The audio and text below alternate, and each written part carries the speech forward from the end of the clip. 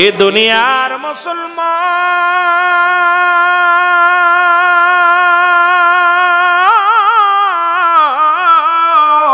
কিয়ামত পর্যন্ত তওবার দরজা খোলা, নবীদের দরজা বন্ধ। বান্দা যখন জীবনের শেষ মোনাজাত, শেষ মাহফিল, শেষ সময় মনে করে যখন খাস তওবা করে আল্লাহ বলে ডাক দেয়, আমার আল্লাহ রাব্বুল আলামিন বান্দার জীবনের সমস্ত গুনাহগুলো maaf করে দেয়। জোরে বলেন মারহাবা। হযরত সালাবা রাদিয়াল্লাহু তাআলা, আমি বলতেছিলাম যে কথাগুলো, উনি যখন নামাজ আদায় করে, নামাজ সালাত আদায় করে যাইতেছিল, হঠাৎ করে একজনের বাড়ির সামনে দিয়ে যাইতেছিল। হঠাৎ মুসলমান একটা মেয়ে ভিতরে গোসল করতেছিল, আর বাতাস আসিয়া পর্দাটা সরে গেছে। সালাবার নজর চলে গেছে ওই পর্দাসার মেয়েটার দিকে চলে গেছে।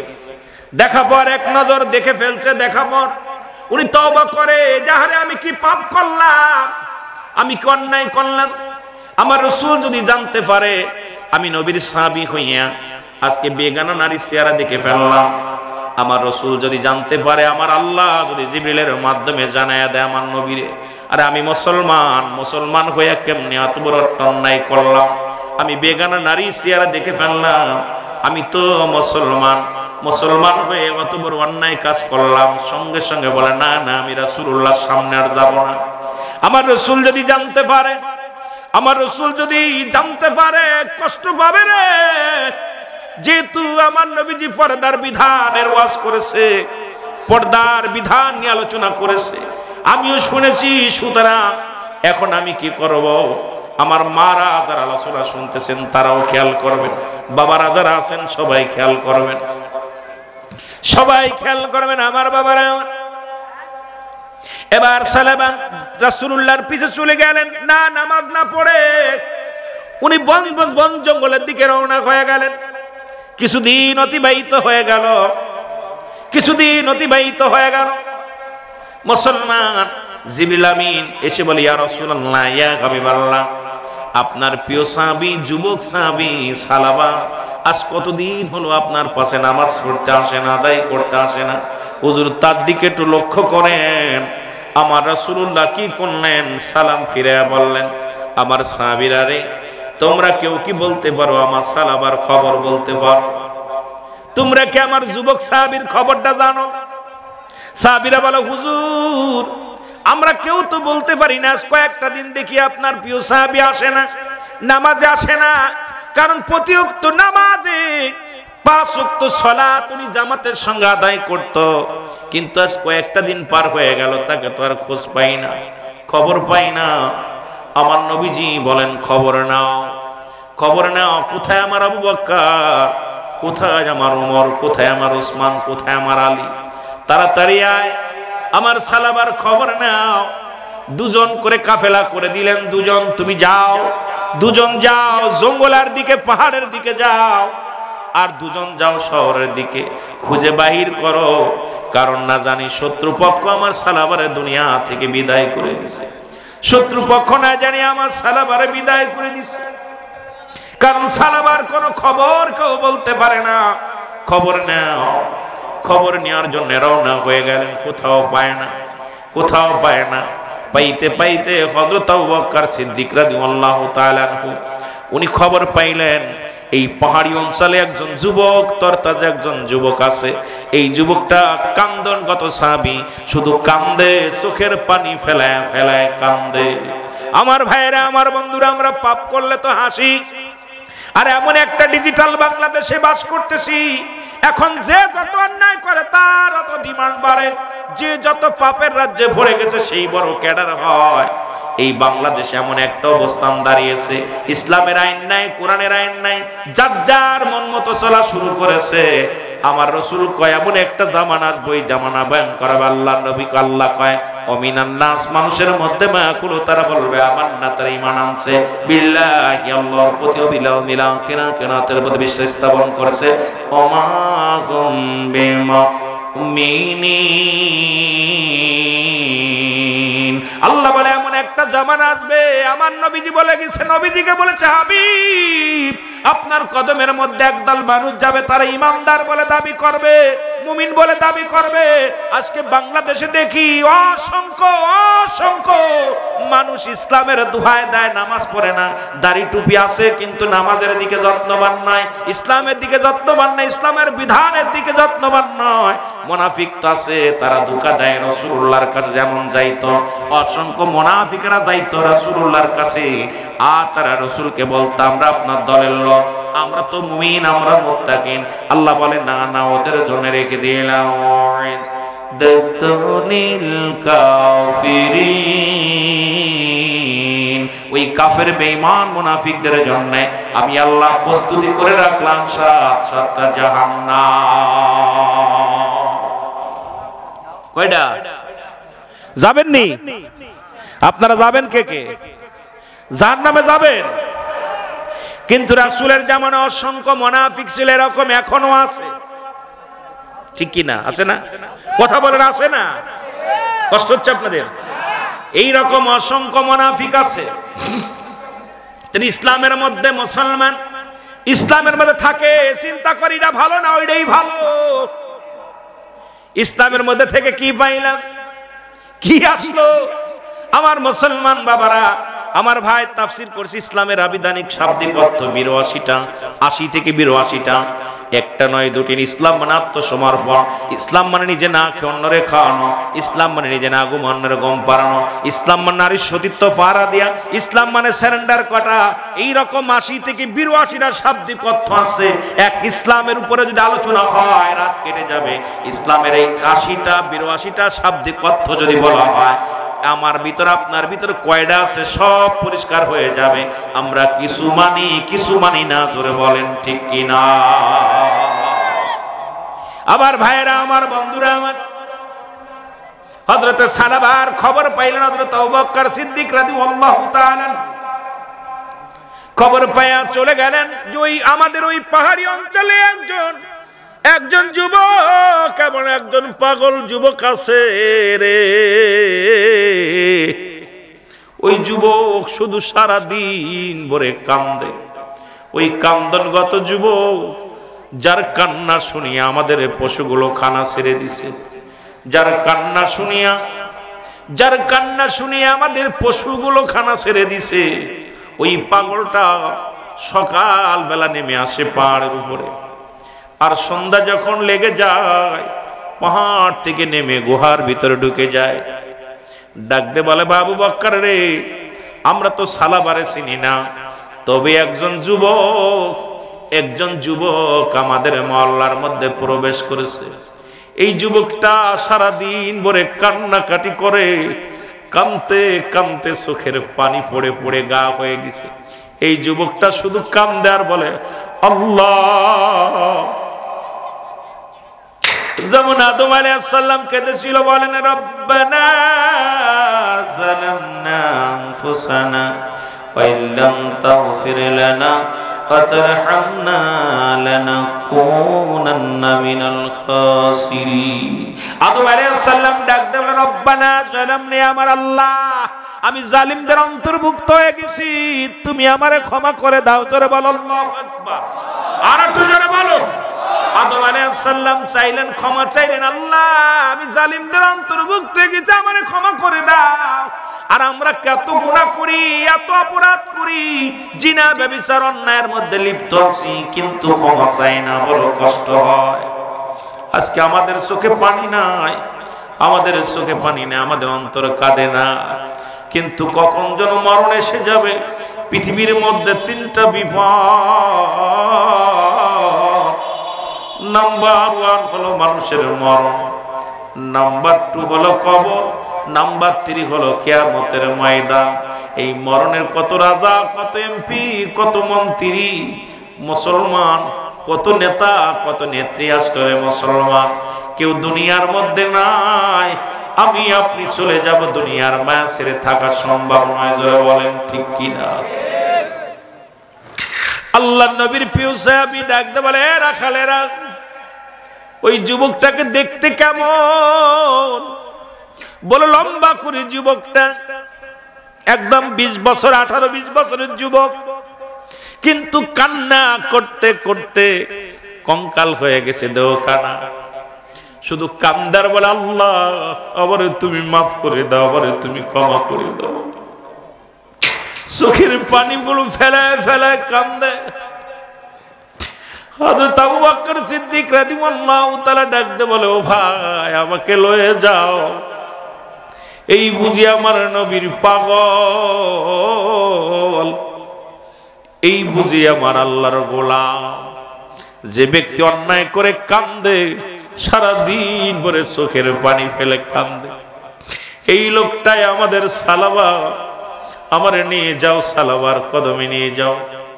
হযরত আবু বকর সিদ্দিক রাদিয়াল্লাহু তাআলা, হযরত আলী রাদিয়াল্লাহু তাআলা দুজন মিলে কাফেলা করে দুজন চলে গেলেন। যা দেখে সালাবা ওই পাহাড়ের উপর বসে বসে কান্দে, আল্লাহ আমারে কি মাফ করা যাবে? আল্লাহ আমারে মাফ করে দাও।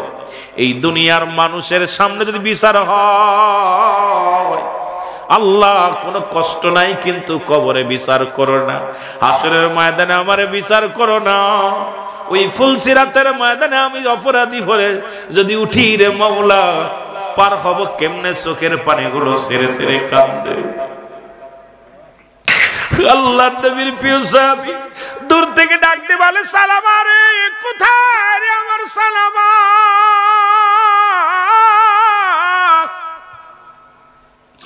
সালামা যখন দেখতে পারলেন হযরত আবু বকর সিদ্দিক রাদিয়াল্লাহু তাআলা, হযরত আলী রাদিয়াল্লাহু তাআলা দুজনকে দেখে সালাম দিলেন, আসসালামু আলাইকুম ভাই আলী, আসসালামু আলাইকুম ভাই আবু বকর।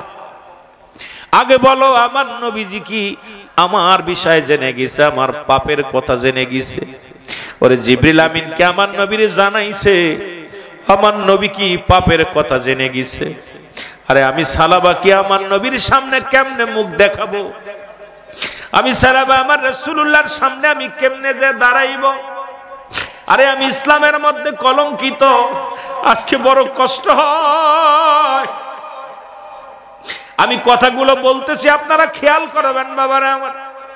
আজকে চারিদিকে জিনা, ব্যভিচার, চারিদিকে অন্যায়, অপরাধ, জুলুম, আজকে বিচার নাই। আজকে সমাজের মধ্যে পাপ রাজ্যে ভরে গেছে। জাহিলা জামানা, অন্ধকার জামানা পড়েছি ইতিহাসে, আমরা এখন দেখতে পাই তার সেই তুদ্য জগতে চলে গেছে। আজকে সমাজে এমন পাপ, এমন ব্যভিচার, এমন সুদ ঘুষ, জিনা, ব্যভিচার, অন্যায় শুরু হয়ে গেছে। আমরা যে ঈমান নিয়ে কবরে যেতে পারবো আমি ভয় পাই। আল্লাহ রব্বুল আলামিন যদি আমাদেরকে ক্ষমা না করে, জাহান্নাম ছাড়া কোনো গতি নাই। জোরে বলেন ঠিক কিনা? আমার জীবন, আমার মরণ, আমার জিন্দেগি কবুল করো ওহে মওলা আমার বন্দেগি। বলেন কবুল করো ওহে মওলা আমার বন্দেগি। বলো আমার জীবন, আমার মরণ, আমার জীবন, আমার মরণ, আমার জিন্দেগি কবুল করো ওহে আল্লাহ আমার বন্দেগি। এ দুনিয়ার মুসলমান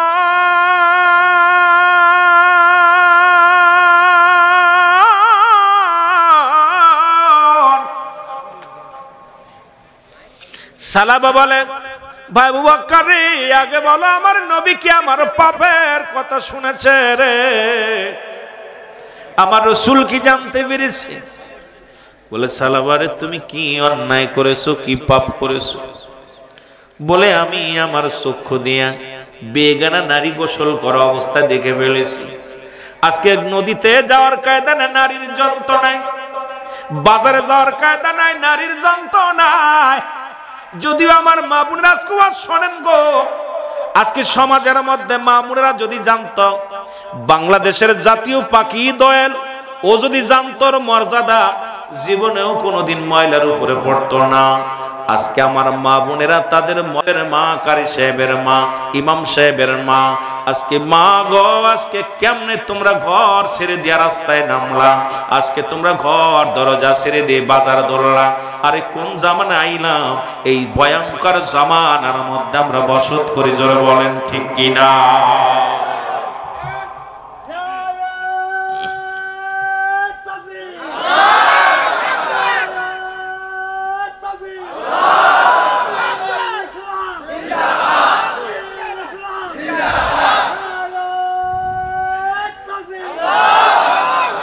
এ মুসলমান, গভীর মনোযোগ। সালাবা বলে, আমি যে বেগানা নারী দেখেছিলাম, আমার কথা কি রাসূল জানতে পেরেছে? আমি যে অপরাধী গুনাহগার, ইসলামের বড় ক্ষতি করলাম। আজকে আমার দেশের উলামা ইকরাম যদি এইটা বুঝতো, আমার দেশের মুসলমান যদি এটা বুঝতো যে আমার জন্য ইসলামের ক্ষতি হচ্ছে, জীবনে অন্যায় করতো না। যদি মুসলমান জানতো আমার জন্য ইসলামের বড় ক্ষতি হচ্ছে, জীবনেও কোনোদিন অন্যায় কাজে পা বাড়াইতো না। যদি জানতো রে মুসলমান আমার জন্যই কোরআনের অবমাননা হয়, জীবনেও কোনোদিন অন্যায় পথে পা বাড়াইতো না। আরে ঘুষ ছেড়ে তো সুদ খাইতো না, ঘুষ খাইতো না, জিনা করতো না, ব্যভিচার করতো না, জুলুম করতো না, অন্যায় করতো না। আজকে নামে মুসলমান, সাইনবোর্ড লাগানো মুসলমান। আজকে মুসলমান হইয়া সমাজ নষ্ট করি, জাতি নষ্ট করি, ইসলামটাকে শেষ করি, জোরে বলেন ঠিক কিনা?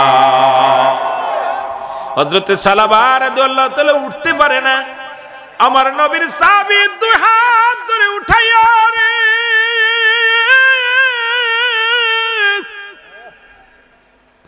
হাত দুটি ধরে রাসূলুল্লাহর কদমের মধ্যে নিয়ে গেছে গো। আমার নবী সালাবার দিকে বলে, সালাবা রে তুমি কোথায় গিয়েছিলে এতদিন? কোথায় তুমি গিয়েছিলা? সালাবা বলে, ইয়া রাসূলুল্লাহ, ইয়া হাবিবাল্লাহ, নবী গো, নবী গো, আমি জানতে চাই আমার পাপের বিষয় আপনারা কি কিছু জানতে পেরেছেন? ইয়া রাসূলুল্লাহ, ইয়া হাবিবাল্লাহ। আমার নবী বলে, সালাবারে কি হয়েছে বলো? বলো, হুজুর আমি নামাজ শেষ করে যখন রাস্তা দিয়ে যাইতেছিলাম, জোহরের সালাত আদায় করে যখন আপনার পিছন দিকে নামাজ শেষ করে বাড়ির দিকে যাইতেছিলাম, যাবার পথে একটা বাড়ির পর দিয়ে যাইতেছিলাম, হঠাৎ ওই বাড়ির পর্দার কাপড় সরে যায়, ভিতরে এক মেয়ে ছেলে গোসল করতেছিল। খোদাকে কসম করে বলি আমি ইচ্ছাকৃত দেখি নাই নবী গো, ওই মেয়েটা গোসল করা অবস্থা আমি দেখে ফেলেছি। ইয়া রাসূলুল্লাহ, ইয়া হাবিবাল্লাহ, আমি পাপের ভয়েতে আমি সালাবা আপনার কদমের মধ্যে আসি না, ওই পাপের ভয়েতে আমি রব্বে কারিমের দরবারে কান্দি। আমার নবী কয়, সালাবারে না, তোমার বিষয় কিছু জিবরিল আমিন আমারে জানাই নাই, আল্লাহ রাব্বুল আলামিন জিবরিল মাধ্যমে আমারে কিছু জানাই নাই। আমার নবী বলে, সালাবারে তা তুমি তওবা করে নাও। সালাবা তওবা করে আমার সাথে করেন, আস্তাগফিরুল্লাহ রব্বি মিন কুল্লি যামবি ওয়া আতুবু ইলাইহি লা ইলাহা ইল্লাল্লাহু মুহাম্মাদুর রাসূলুল্লাহ। জোরে জোরে সিল্লা বলেন, সাল্লাল্লাহু আলাইহি ওয়াসাল্লাম। আমার ভাইরা, আমার বন্ধুরা, আমার রাসূলুল্লাহ সালাবারে তওবা পড়াইলেন, কালেমা পড়াইলেন, দোয়া করলেন। সালাবা হঠাৎ করে বলে, ইয়া রাসূলুল্লাহ, ইয়া হাবিবাল্লাহ, আমার কেন যেন পিছনের রগটা টেনে ধরে, যেমন পিপিলিকা। মালাকুল মউত পৃথিবীর মধ্যে আল্লামা মুফতি আমজাদ আলী সাহেব একটা কিতাব লিখলেন, কিতাবের নাম বাহারে শরিয়াত। এই কিতাবের মধ্যে উনি লিখতে যা বললেন, দুনিয়ার মানুষ শোনো, মানুষ যখন মৃত্যুবরণ করে 70টা তাজা উটের গায়ের চামড়া জবাই না করিয়া উল্টো দিকে টান দিয়া লবণ আর মরিচ লাগা দিলে যতটুক যন্ত্রণা হয়, এর চাইতে 70 গুণ যন্ত্রণা হলো একটা সাধারণ মৃত্যু। এখন মরণকালে কত মানুষ পায়খানা করে দেয়। মরণের সময় কত মানুষ জিহ্বা বাইর হয়ে যায়, মরণের সময় কত মানুষ চোখ দুটি বড় বড় হয়ে যায়, মরণের সময় কত মানুষ প্রস্রাব পায়খানা পর্যন্ত করে দেয়। তাদের মরণটা কত কঠিন হয়। আমার বাবারা, এই মরণ থেকে পালানোর মতো কোনো পথ নাই, জোরে বলেন ঠিক কিনা? এই জন্য আমি প্রায় আলোচনার মধ্যে বলি, কার জন্য তুমি সুদ খাও, কার জন্য ঘুষ খাও, কার জন্য তুমি ব্যভিচার করলে মন, এই ক্ষমতার জন্য কত লাখ জমিনের মধ্যে ফেলে দিলা, এই বাড়ি গাড়ি সম্পদের জন্য কতই না জুলুম করলাম। এই দুনিয়ার সম্পদ খাবে লোকে, তোমার দেহ খাবে পোকে, জোরে বলেন ঠিক কিনা? তোমার দেহ কানা খাবে পোকামাকড়ে, তোমার সম্পদ খাবে লোকজনে, খাবে বাগাবাগি করে নিবে। এই কার জন্য তুমি সম্পদ করেছো, কার জন্য বাড়ি করেছো, কার জন্য দুনিয়ার সম্পদ কামাইলা, কার জন্য দুনিয়ার মধ্যে টাকা বাড়ি করলাম, কার জন্য কার ময়ে পয়রা বিবিকে খুশি রাখার জন্য অফিসে বয়া সুদ খাইলাম, মুসলমান সন্তান আদিকে মানুষ করার জন্য ঘুষ নিলাম। আরে মুসলমান, আরে দুনিয়ার মধ্যে শুধু বর্তমান এমনই একটা জামানা আছে, এখন মসজিদের চাকরি নিতে গেলেও ঘুষ লাগে।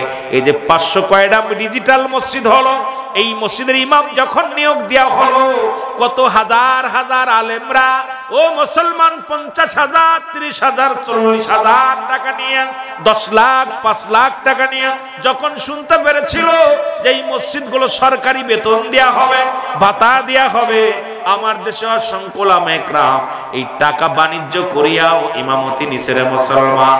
কোথায় কার পিছে দৌড়াইতেছি আমরা, কার পিছে দৌড়াইতেছি? চক্ষু দুইটা বন্ধ করে দেখেন, চারিদিক অন্ধকার, এই দুনিয়ার মোহে পড়ে গেছি সবাই, জোরে বলেন ঠিক কিনা? আশ্চর্য হয়ে গেছে, আমার এক বন্ধু চাকরি নিছে 3.5 লাখ টাকা দিয়ে। কথা বুঝেন? আশ্চর্য হয়ে গেলাম, কোথায়? শুনছিল যে সরকার বেতন দিবে, একটা পেনশন আছে, ভাতা দিব। আমরা ওলামায়ে-কেরাম লোভ ছাড়তে পারি না। আমরা কোথায় যাব? আমরা বড় বিপদের মধ্যে আছি। যদিও অনেক সময় অনেক কথা বললে অনেকে কষ্ট পাবে, অনেকে বড় উলামা সিদ্দিক আমাদের বিরোধিতা করতেছে। না ভাই, আমি বিরোধিতা করতে আসি নাই, আর আমি কখনো একগামী আলোচনাও করতে পারি না। আমার কথা সর্বজনীন কথা বলবো, হেদায়েতের মালিক আল্লাহ। পৃথিবীর মধ্যে হেদায়েতের মালিক কোনো পীর সাহেব নয়, হেদায়েতের মালিক কোনো মৌলবী নয়, হেদায়েতের মালিক কোনো আমির সাহেব নয়, হেদায়েতের মালিক পৃথিবীর মধ্যে কোনো মাওলানা সাহেব নয়, হেদায়েতের মালিক স্বয়ং আল্লাহ। জোরে বলেন ঠিক কিনা? হেদায়েতের মালিক যদি আল্লাহ না হতো, তাহলে আপনার আমার রাসূল যদি হেদায়েতের মালিক হতো, তাহলে আবু জাহেলের কপালেও কালেমা যুক্ত। ঠিক কিনা? কথা বলেন না কেন? এখন হেদায়েতের চাবিকাঠি আমরা নিয়ে নিছি হাতে। কথা বুঝছেননি? হেদায়েতের মাপকাঠি সব আমাদের হাতে। চিন্তা করছি আমরাই বুঝি মাপকাঠি নিয়ে নিছি। আরে ভাই, এগুলো ভণ্ডামি ছাড়েন, সাধারণ মানুষকে ধোঁকা দিয়েন না। জোরে বলেন ঠিক কিনা? আরে দুর্নীতির ওই জাকরায় বসে জাহির করে জ্ঞান, কলম দিয়া কামায় টাকা, আবার ধরে সাধুর ভানোরা, শিক্ষিত শয়তানোরা, শিক্ষিত শয়তানোরা। আরো জোরে বলেন, ওরা শিক্ষিত শয়তানোরা, শিক্ষিত। ওরা হলো জাতির নাকি মহামারী মহাতন, ফাইলে কলম ঠেকাইয়া চালায় ওরা নির্যাতন। ঘুষের টাকায় ওদের ভুড়ি, ঘুষের টাকায় ওদের ভুড়ি, করে যে টান টান, ওরা শিক্ষিত শয়তানোরা। আরো জোরে বলেন, ওরা শিক্ষিত। আবার স্কুল কলেজের দিকটা ভাই দেখো না, চুপ মেলিয়া মেয়েরা সব বই ছাড়িয়া আছে শুধু প্রেম লইয়া। ঠিক কিনা? কথা কয় না? স্কুল কলেজের দিকটা ভাই দেখো না, চুপ মেলিয়া ছেলেরা সব বই ছাড়িয়া আছে শুধু প্রেম লইয়া। আর এই অস্ত্র যে তার সঙ্গের সাথী হইতেছে মস্তান, ওরা শিক্ষিত। 5 আগস্টের পর এই কুষ্টিয়াতে মাহফিল করতে গেলাম আপনার এই পাশে আপনার সিরাজগঞ্জ, দেখলাম ছাত্রদের হাতে যেভাবে অস্ত্র, যেভাবে লাঠি, আমি আশ্চর্য হয়ে গেছি। কোথায় তাদের হাতে থাকার দরকার ছিল কলম, খাতা, বই, তাদের হাতে আপনার এখন লেবার বল, গুলি, বড় বড় আমদা, আদের রাস্তার মধ্যে ওফেন হাঁটতেছে। আশ্চর্য হয়ে গেলাম এগুলো দেখা পর, আজকে সমাজ জাতি সব শেষ। যেন বলেন ঠিক কিনা? আমার ভাইরা, আমার বন্ধুরা, আমার রাসূলুল্লাহর কদমে ডাক দিয়ে বলেন, নবী গো, ও মায়ার নবী, আমার মন বলে আমি আর বেশিক্ষণ দুনিয়ার মধ্যে থাকবো না। ইয়া রাসূলুল্লাহ, ইয়া হাবিবাল্লাহ, নবী গো, আমার পিছনের রগের গোড় দিয়া মনে হয় পিপিলিকার মতো কি যেন বেয়ে বেয়ে চলে। আমার রাসূল বলে, সালাবা রে, আর সময় বেশি নয়, তোমার পাশে আজরাইল আলাইহিস সালাম হাজির হয়ে গেছে। জোরে জোরে চিল্লায়া বলা যাবে না আল্লাহু আকবার। কথা বলতে বলতে রাসূলুল্লাহ কালেমা পড়াইলেন। সাহাবীদের সামনে হযরত সালাবার মৃত্যুবরণ হয়ে গেল। আল্লাহু আকবার বলেন। এত ভাবে, এত পরিমাণ কেঁদেছিল পাপের ভয়, এত পরিমাণ কেঁদেছিল অন্যায় করার কারণে। এ দুনিয়ার মুসলমান কাঁদতে কাঁদতে দুনিয়া থেকে বিদায় হয়ে গেল। রাসূলুল্লাহ বলেন, সাহাবীরা রে, আমার সালাবারে গোসল করাও। গোসল করানো হলো, কাফনের কাপড় পরানো হলো, দাফন করাবে, রাসূলুল্লাহ ইমামতি করবে, আমার নবী নামাজ আদায় করবেন। মুসলমান গভীর মনোযোগ। হযরত আবু বকর সিদ্দিক রাদিয়াল্লাহু তাআলা সাহাবীদেরকে নিয়ে ওই সাহাবীর লাশখানা কাঁধে করে রওনা হয়ে গেলেন। রাসূলুল্লাহ পিছে পড়ে আসেন, নবীজিকে বলে, ইয়া রাসূলুল্লাহ, আপনি আসেন। আমার নবী কয়, সাহাবীরে, আমি আইব কেমনে? কারণ এত পরিমাণ আসমান থেকে ফেরেশতারা জমিনের মধ্যে আগমন করেছে। কারণ আমার সালাবার জানাজায় অসংখ্য ফেরেশতারা জমিনের মধ্যে আগমন করেছে। জোরে বলেন মারহাবা। আর একটু জোরে। জিবরিল আমিন এসে বলে, ইয়া রাসূলুল্লাহ, ইয়া হাবিবাল্লাহ, আপনার সালাবার জন্য একটা নয়, দুটি নয়, রব্বুল আলামিন 8টা জান্নাত, একটা নয়, দুটি নয়, নবী গো, 8টা জান্নাত আপনার সালাবার জন্য প্রস্তুতি করে রাখছে। কারণ আপনার সালাব এত বড়, আপনাকে এত ভালোবাসে, ইসলামটাকে এত ভালোবাসে। ইয়া রাসূলুল্লাহ, ইয়া হাবিবাল্লাহ, একটা মনের অজান্তে ভুল করে জীবনটারে কুরবানি করে দিছে, কিন্তু দুনিয়ার কোনো মায় পড়ে নাই, দুনিয়ার কোনো লোভ লালসার মধ্যে পড়ে নাই। ও যুবক, ইহা দ্বারা প্রমাণ হয় জিনা ব্যভিচার তো দূরের কথা, মুসলমান ওই বেগানা নারী দেখার কারণে যদি আল্লাহর নবীর সাহাবীরা এভাবে কাঁদতে পারে, আমাদের কি সেই ইসলামের মধ্যে থাকার দরকার আছে কি না? ইসলামটা মানতেছি, কিন্তু কিছু মানি, কিছু মানি না। আবার নবীর সাহাবীরা কেমন ভালোবাসা ছিল মুসলমান, শুনে নেন। রাসূল আমার হুনাইনের যুদ্ধের নাম ঘোষণা করলেন, সকালবেলা সাহাবীদের নাম ঘোষণা করলেন। কয়েকটা কথা খেয়াল করবেন একটু। কি আসলো আবার? ওগুলো এখনই না, দেরি আছে, আস্তে একটু মহব্বতের সঙ্গে জিকির করলাম, ইলাহা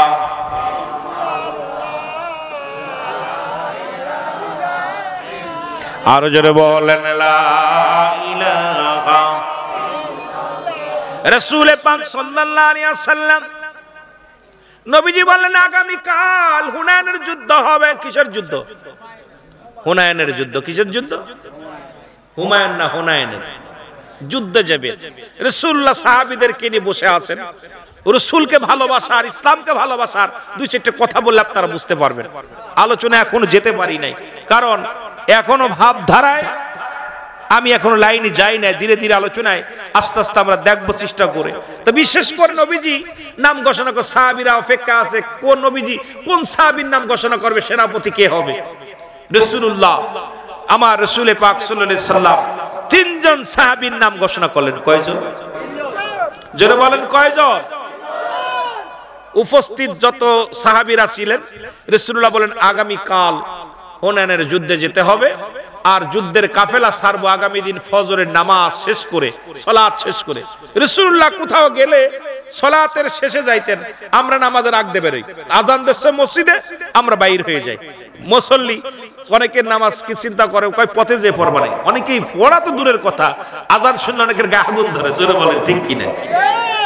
আমরা নামাজ যখন আমরা মুসলমান, নামাজের পরে বাড়ি থেকে বাইরে হওয়ার চেষ্টা করব, না হলে এমন চেষ্টা আমরা বাইরে হবো এমন সিস্টেমে যে আমরা নামাজটা ওখানে যেয়ে আদায় করতে পারবো, ঠিক কিনা? রাসূলুল্লাহ নাম ঘোষণা করলেন, সাহাবীরা অপেক্ষা আছে কার নামটা আসবে, কে ভাগ্যবান ব্যক্তি হবে আমার রাসূলের জবান থেকে সেনাপতি হিসেবে যুদ্ধের ময়দানে যাবে। এই নামটা কার? রাসূলুল্লাহ বলবে। রাসূলুল্লাহ 1 নাম্বার সাহাবী, 2 নাম্বার সাহাবী, 3 নাম্বার সাহাবীর নামটা ঘোষণা করলেন। উপস্থিত যত, তার মানে আর বুঝতে বাকি নাই, 2 জন সাহাবী শাহাদাতের পেয়ালা পান করবে। কয়জন? 2 জন শাহাদাতের পেয়ালা পান করবে। নবীজি যে যুদ্ধের ময়দানে একের অধিক সাহাবীর নাম ঘোষণা করেছে, সেনাপতির নাম ঘোষণা করেছে, তারা বিদায় হয়ে গেছে, জোরে বলেন ঠিক কিনা? রাসূল নাম ঘোষণা করলেন। 1 নাম্বার সেনাপতি আমি নাম রাখতে চাপতেছি হযরতে আমার বাবার আমার, এইভাবে 2 নাম্বার সাহাবী, 3 নাম্বার সাহাবী রাসূলের নাম ধরে ডাকলেন। আমার নবী মুসলমান শোনা নাম ডাক দিলেন। 1 নাম্বার সেনাপতি হযরত হুযায়ফা রাদিয়াল্লাহু তাআলা, জোরে বলেন মারহাবা। উপস্থিত সাহাবীরা তাকায় দেখে সাহাবী এখানে নাই। উপস্থিত যত মুসল্লি আছে এর মধ্যে ওই সাহাবী ওখানে উপস্থিত নাই। নবীজি নাম ঘোষণা করলেন, লিখে দিলেন, পত্রের মধ্যে লিখে দিলেন 3 জন সাহাবীর নাম। নবী বলেন আমার 1 নাম্বার সেনাপতি এই যুদ্ধের ময়দানে আমি হুযায়ফার নাম ঘোষণা করলাম। জোরে জোরে চিল্লায় বলা যাবে না মারহাবা। রাসূলুল্লাহ নাম ঘোষণা করেছে। সাহাবীরা বলে ইয়া রাসূলুল্লাহ, ইয়া হাবিবাল্লাহ, হুযায়ফা তো আসে নাই, উনি তো আজকে বিয়ে করতে গেছে। কি করতে গেছে? জোরে বলেন কি করতে গেছে? বিয়ে করতে গেছে। এই তো হুজুর বিয়ে হবে, সন্ধ্যার আগে বিয়ে হবে হুযায়ফা। আরবের মক্কা মদিনার সর্বোচ্চ সুন্দরী নারীর সঙ্গে হুযায়ফার বিবাহ হবে। মারহাবা বলেন না? রাসূলুল্লাহ চিঠির মধ্যে লিখে দিলেন, হুযায়ফা রে, আমি তোমার নবী রাহমাতুল লিল আলামিন, আগামীকাল হুনাইনের যুদ্ধ হবে, ফজরের নামাজ বাদে কাফেলা সারা হবে। আমি তোমার নাম, সেনাপতির নাম 1 নম্বরে লিখলাম, ইতি তোমার নবী রাহমাতুল লিল আলামিন। চিঠি লিখে দিলেন। চিঠিখানা নিয়ে এক ইহুদি রাতে দিলেন, যাও হুযায়ফার কাজ দাও। হুযায়ফা বিয়ের মঞ্চে বসিয়া বিয়ে কমপ্লিট, একদম বিয়ে হয়ে গেছে।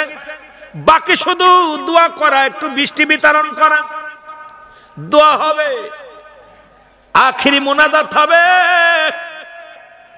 এমন সময় চিঠিখানা গেলেন, চিঠিখানা হুযায়ফা রাতের মধ্যে দিলেন। হুযায়ফা রে, এই নাও, রাসূলুল্লাহ চিঠি পাঠাইছে, চিঠিখানা হাতের মধ্যে নিয়ে হুযায়ফা পড়লেন, আমার হুযায়ফা রে, আগামীকাল হুনাইনের যুদ্ধ শুরু হবে, আমি তোমার 1 নাম্বার সেনাপতি বানাইলাম। হুযায়ফা রে, ইতি তোমার নবী রাহমাতুল লিল আলামিন। জোরে জোরে চিল্লায় বলেন সুবহানাল্লাহ। হযরত হুযায়ফা রাদিয়াল্লাহু তাআলা চিঠিখানা হাতের মধ্যে নিয়ে একটা চিৎকার মেরে বলে, ইয়া রাসূলুল্লাহ, ইয়া হাবিবাল্লাহ, নবী গো,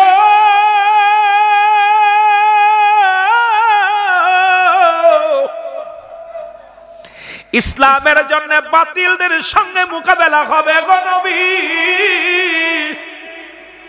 বাতিলের সঙ্গে হকের ফয়সালা হবে নবী গো। আপনি আমার নামটা সেনাপতির নাম 1 নম্বরে দিয়েছেন, আমি আসি বিবাহ বন্ধনে আবদ্ধ হয়ে আসি, ইয়া রাসূলুল্লাহ, ইয়া হাবিবাল্লাহ বলে চিঠির মধ্যে একটা সুমা দিয়া চোখের পানিগুলো দরদর করে ছেড়ে দিয়া উঠে দাঁড়াইলেন।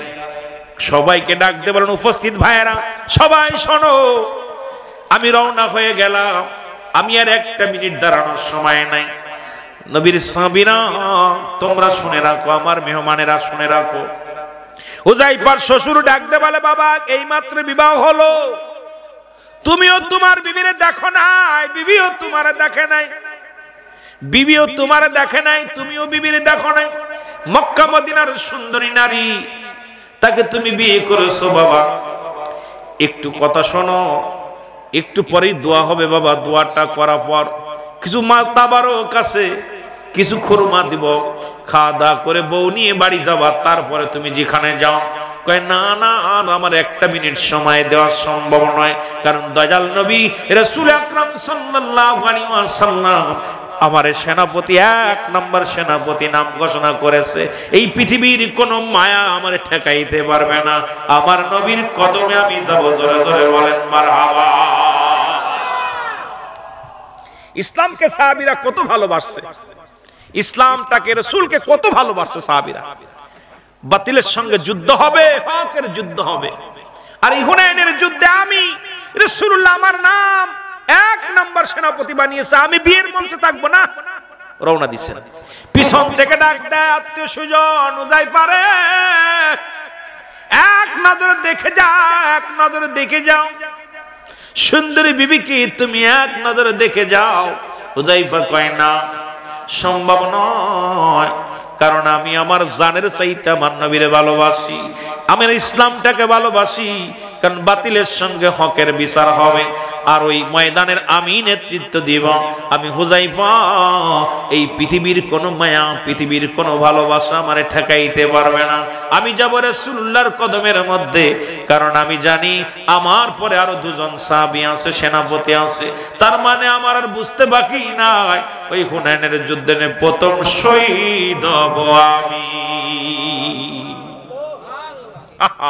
এ যুবক, নতুন বউ ঠেকাতে পারেন ইসলামের জন্য। ইসলামটাকে কত ভালোবাসছে আমার ভাইয়েরা, আমার বন্ধুরা আমার। উনি চলে আসলেন রাসূলুল্লাহর কাছে। রাসূল আমার নবী ডাক দিয়ে বলে, হুযায়ফা রে, তুমি কি পত্র পেয়েছো? বলি ইয়া রাসূলুল্লাহ, ইয়া হাবিবাল্লাহ, আমি পেয়েছি। বলে হুযায়ফা রে, সকাল ফজরের নামাজ হবে, নামাজের পরে আমি তোমাদেরকে নিয়ে একটু তালিম দিব, এরপরে যুদ্ধের ময়দানে রওনা দিবা। আমি তোমার নাম এক নম্বরের সেনাপতি, তোমার নামটা দিয়েছি রে হুযায়ফা। হুযায়ফা বলে, ইয়া রাসূলুল্লাহ, ইয়া হাবিবাল্লাহ, আমি ইসলামের জন্য আমি কবুল করে নিয়েছি। ইয়া রাসূলুল্লাহ, ইয়া হাবিবাল্লাহ, আমি আমার জীবনের চাইতে আমি ইসলামটাকে ভালোবাসি, আমি আমার জীবনের চাইতে আপনাকে ভালোবাসি, আমি আপনার আমার জীবনের চাইতে এই দুনিয়ার মধ্যে আল্লাহর বিধানটাকে ভালোবাসি, এই দুনিয়ার মধ্যে আমার জীবনের চাইতে সত্য ইসলামটাকে আমি ভালোবাসি। ইসলামের কলুষিত, ইসলামকে কলুষিত করবে, ইসলামটাকে ধ্বংস করবে এমন কারোর মোকাবেলা, এমন কোন বাপের বেটা নয়, এমন কোন ব্যক্তি নয়। আমি হুযায়ফা জীবিত থাকতে ইসলামের গায়ে কলঙ্ক লাগাবে। ইয়া রাসূলুল্লাহ, ইয়া হাবিবাল্লাহ, আমি হুযায়ফা যাব যুদ্ধের ময়দানে। জোরে বলেন মারহাবা।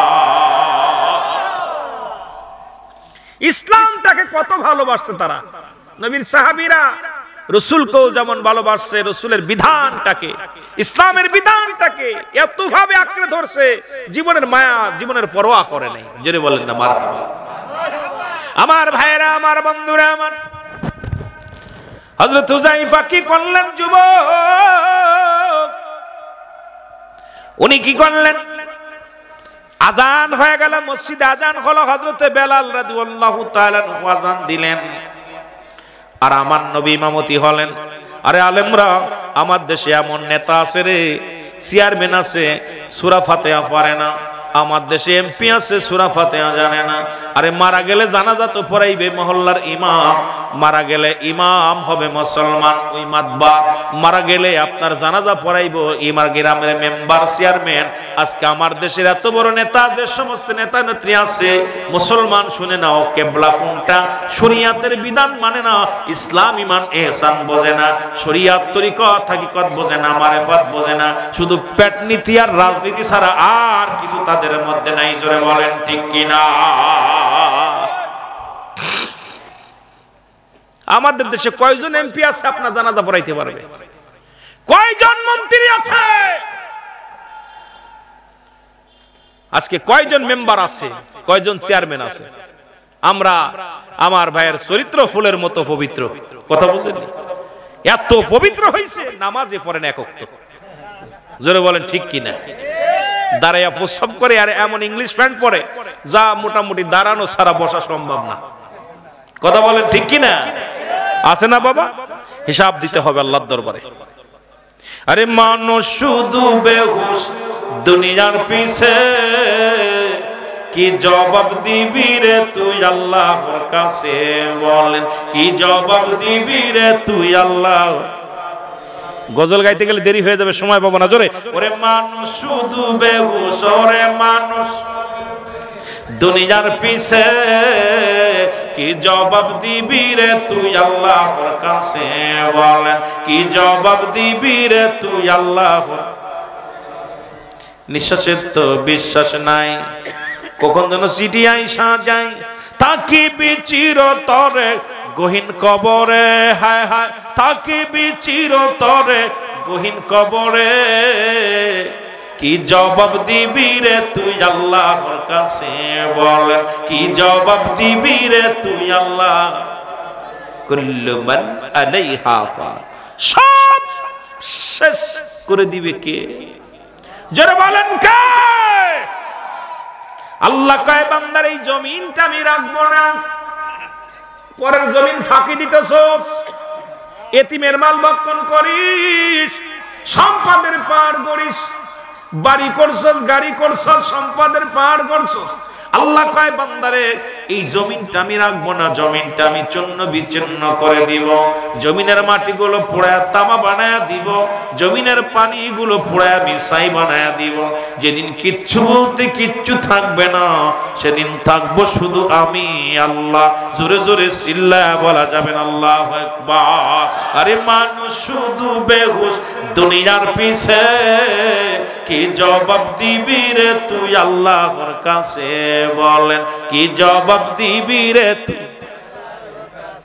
আর জোরে বলেন কি জবাব দিবি রে তুই? যেদিন ফুরাইবে হায়াত, যেদিন ফুরাইবে হায়াত, হবে কবরের জিন্দেগি, থাকবে চিরতরে, থাকবে চিরতরে শীতায় পড়ে, কি জবাব দিবি রে তুই আল্লাহর কাছে? বলেন কি জবাব দিবি রে তুই আল্লাহর? পায়া সুন্দরী নারী করতস বাহাদুরি, করতস বাহাদুরি, পায়া সুন্দরী নারী, দালান কোঠা বাড়ি গাড়ি, পায়া সুন্দরী নারী করতেছো বাহাদুরি আল্লাহর জমিনে, তোমরা করতেছো বাহাদুরি আল্লাহর জমিনে, কি জবাব দিবি রে তুই আল্লাহর কাছে? বলেন কি জবাব দিবি রে তুই আল্লাহর? আরে মানুষ শুধু বেহুশ, আরে মানুষ শুধু বেহুশ দুনিয়ার পিছে, কি জবাব দিবি রে তুই আল্লাহর কাছে? বলেন কি জবাব দিবি রে তুই?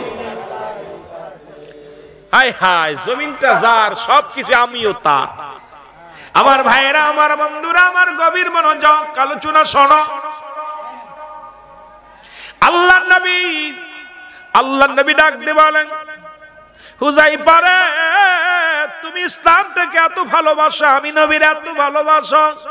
বলি ইয়া রাসূলুল্লাহ, ইয়া হাবিবাল্লাহ, আমার জীবনের চাইতে আপনাকে ভালোবাসি, আমার জান মালের চাইতে আপনারে বেশি ভালোবাসি, ইসলামটাকে ভালোবাসি।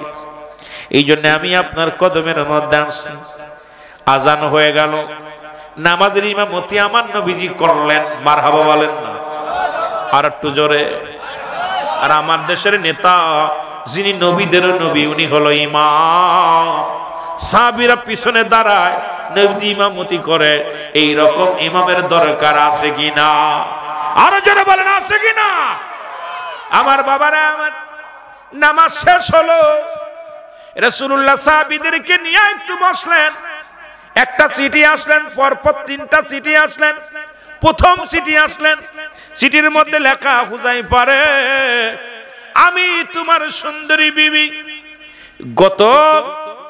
গত কয়েক ঘন্টা হয়ে গেল বিবাহ হলো, তুমি আমারে দেখো নাই, আমিও তোমারে দেখি নাই। হুযায়ফা রে, একটিবার দুনিয়ার মধ্যে আর দেখা হবে না তোমার সাথে, কারণ তুমি শাহাদাতের পেয়ালা পান করবা। একটিবার দেখতে চাই, কারণ কিয়ামতের ময়দানে যাতে আপনাকে আমি চিনে উঠতে পারি রে স্বামী। জোরে জোরে চিল্লায়া বলা যাবে না মারহাবা। সিটির মধ্যে আস্তে আস্তে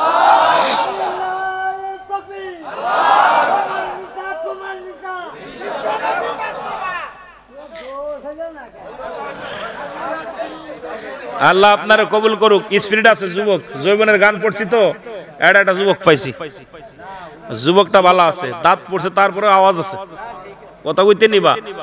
বুড়ো বয়স, বুড়ো মানুষ আর কালা মানুষ জান্নাতে যাবে না, ওর মধ্যে উনি একজন, কথা কইতে নি। আর ওয়াজ করে বক্তাও যাবে না জান্নাতে, আপনিও যাবেন না, ঠিক না? কথা কই না রে? আহা, রাগ করেন না। আল্লাহ পাক যাদের জান্নাতি দিব সব যুবক হইয়া যাইব। 18 বছর যুবক, 16 বছরের যুবতী হইব। কালা মানুষ, বেহা মানুষ, নোংরা মানুষ এগুলো দিব না, জান্নাতি মানুষ দিব। সুন্দর মানুষগুলো সব জান্নাতি আমলের দ্বারা সুন্দর হয়ে যাবে। মারহাবা বলেন, মারহাবা বলেন। দাদা আবার মনে মনে কইতে পারে, আরে এত জোরে তাকবীর দিলাম, আমার জান্নাত দিব না, কি তাইল রে বা, কথা কইতেন নিবা। হুযায়ফা রাদিয়াল্লাহু তাআলা চিঠির উত্তর দিলেন, বিবি রে, তুমি আমার মায়ার বাঁধনে বাঁধা আটকায়ও না। আমি আমার নবী রাহমাতুল লিল আলামিনের কদমের মধ্যে হাজির হয়েছি। আমি যতক্ষণ পর্যন্ত জীবিত থাকবো আমার রাসূলের কদম মোবারকের মধ্যে থাকবো। আমারে তুমি পিছনে আর ডেকো না রে বিবি, আমারে ক্ষমা করে দিও, দেখা হবে কিয়ামতের ময়দানে। জোরে জোরে চিল্লায়া বলা যাবে না মারহাবা। চিঠিখানা নিয়ে গেলেন, আবার চিঠি আসলেন, চিঠির মধ্যে লেখা, বিবি লিখলেন, স্বামী রে, জীবনে আপনাকে কোনো মায়ার জালে বাঁধাবো না, শুধু আপনাকে আমি একটা নজর দেখবো। আপনাকে আপনি আরব, আমি মক্কা মদিনার সুন্দরী নারী, আমিও আপনাকে দেখি নাই, আপনি আমাকে দেখেন নাই, একটা নজর শুধু আপনারে দেখবো। এই আমার স্বামী মন চায় একবার আপনারে দেখার জন্য। চিঠির মধ্যে লিখে দিলেন, বিবি রে, সম্ভব নয়, আমারে তুমি ক্ষমা করে দিও, দেখা হবে হাসরের ময়দানে। জোরে জোরে চিল্লায় বলা যাবে না মারহাবা। তৃতীয় চিঠি আসলেন, বিবি রে, ও বিবি, চিঠি লিখলেন, স্বামী রে, আমি যদি আপনাকে চিনতে না পারি দুনিয়ার মধ্যে আখিরাতে চিনবো কেমন করে? আপনি আসেন, শুধু আপনার সঙ্গে আমি দূর থেকে এক নজর আপনাকে দেখব, কোনো ভালোবাসা দিব না, কখনো আমি আপনাকে আদরে ডাকবো না, সোয়াগ করব না, আমি আপনাকে আলিঙ্গন করব না, শুধু দূর থেকে একটা নজর আপনাকে দেখব। চিঠির উত্তর লিখবেন, চিঠির উত্তরখানা দিলেন, বিবি রে, ও বিবি, আমি এমন একটা কদমের মধ্যে আছি, যার কদমের মধ্যে থেকে আমার জীবনটা ইসলামের জন্য কুরবানি করার জন্য প্রস্তুতি নিছি রে বিবি। আমার আর দুনিয়ার জিন্দেগি দেখো না, দুনিয়ার কোন মায়ার মধ্যে আমারে ফেলো না। ইতি তোমার স্বামী। জোরে জোরে চিল্লা বলা যাবে না মারহাবা। রাসূল সাল্লাল্লাহু আলাইহি সাল্লাম তাকায় দেখে, রাসূল তো সব দেখতেছেন, সাহাবী কি করতেছে। তিনটা নবীর বলে, হুযায়ফা বলে, জি হুজুর। দেখলাম একটা লোক 3 বার আসলো, 3 বার বিদায় নিল, কারণটা কি হুযায়ফা? বলি, ইয়া রাসূলুল্লাহ, ইয়া হাবিবাল্লাহ, নবী গো, আমি গত এই কয়েক ঘন্টা আগে বিয়ে করেছি, মাগরিবের আগে আমাদের বিয়ে হয়েছে, আমি নতুন বিবি বিবাহ করেছি। ইয়া রাসূলুল্লাহ, ইয়া হাবিবাল্লাহ, আমার বিবি আমারে দেখার জন্য আকুল হয়ে আছে। নবী গো, আমার বিবি আমারে চিঠি লেখছে নবী দেখার জন্য। আমার নবী বলে, হুযায়ফা রে, 3 বার লোকটারে ফিরাইয়া দিলাম। বলি, ইয়া রাসূলুল্লাহ, ইয়া হাবিবাল্লাহ, 3 বারই চিঠি আসলো আমাকে দেখার জন্য, বিবি বড় আকুল হয়ে তাকিয়ে আছে। বলে, হুযায়ফা রে, যাও, আমি নবী তোমারে ছুটি দিলাম। হুযায়ফা ছুটি পাইলেন, রাসূলুল্লাহর কদম থেকে রওনা হয়ে গেলেন বিবির কাছে। বিবি দূর থেকে সালাম দিলেন, সালাম বিনিময় করে ঘরে প্রবেশ করলেন। ডাক দিয়ে বলে, বিবি, 1 ঘন্টার জন্য আমি ছুটি পেয়েছি রে বিবি, তুমি আমার দূর থেকে দেখো, আমিও তোমারে দেখি। বিবি বলে স্বামী রে, আমি অত সময় আমি আপনার নেব না, আমি সামান্য সময় আপনার কাছ থেকে নিব। সেই সময়টা হলো শুধু আপনার দুখানা পায়ের মধ্যে দুইটা চুমা দিব, আপনার দুটি হাতের মধ্যে দুইটা চুমা দিব, আর 2 রাকাত নামাজ আমি আদায় করব রে স্বামী। এই 2 রাকাত নামাজ দুজনে একই যায় নামাজের মধ্যে বয়া দুজন নামাজ আদায় করব। স্বামী বলেন দুজন নামাজ ওযু করলেন, উত্তম রূপ ওযু করে 2 রাকাত নামাজ পড়লেন। নামাজ পড়িয়া বিবি ডাক দে কয় স্বামী রে, আমি আপনার কাছে দাবি করব, আজকে দোয়াটা আমি করব, আপনি করবেন না। আপনি আমার নবীর প্রিয় সাহাবী, আজকে আপনার কাছে আমি একটু চাইবো, সেটা হলো আপনি আমি যখন দোয়া করব আপনি হাত উঠায় আমার সঙ্গে শুধু আমিন শব্দ ব্যবহার করবেন, আর কোনো কিছু বলবেন না। আমি যা বলবো আপনি আমিন শব্দ করবেন। হুযায়ফা বলে বিবি রে ঠিক আছে, তুমি হাত উঠাও। সঙ্গে সঙ্গে হাত উঠায়া দিছে। হাত উঠায়া চোখের পানি ছেড়ে ডাকতে বলে রব্বে কারীম,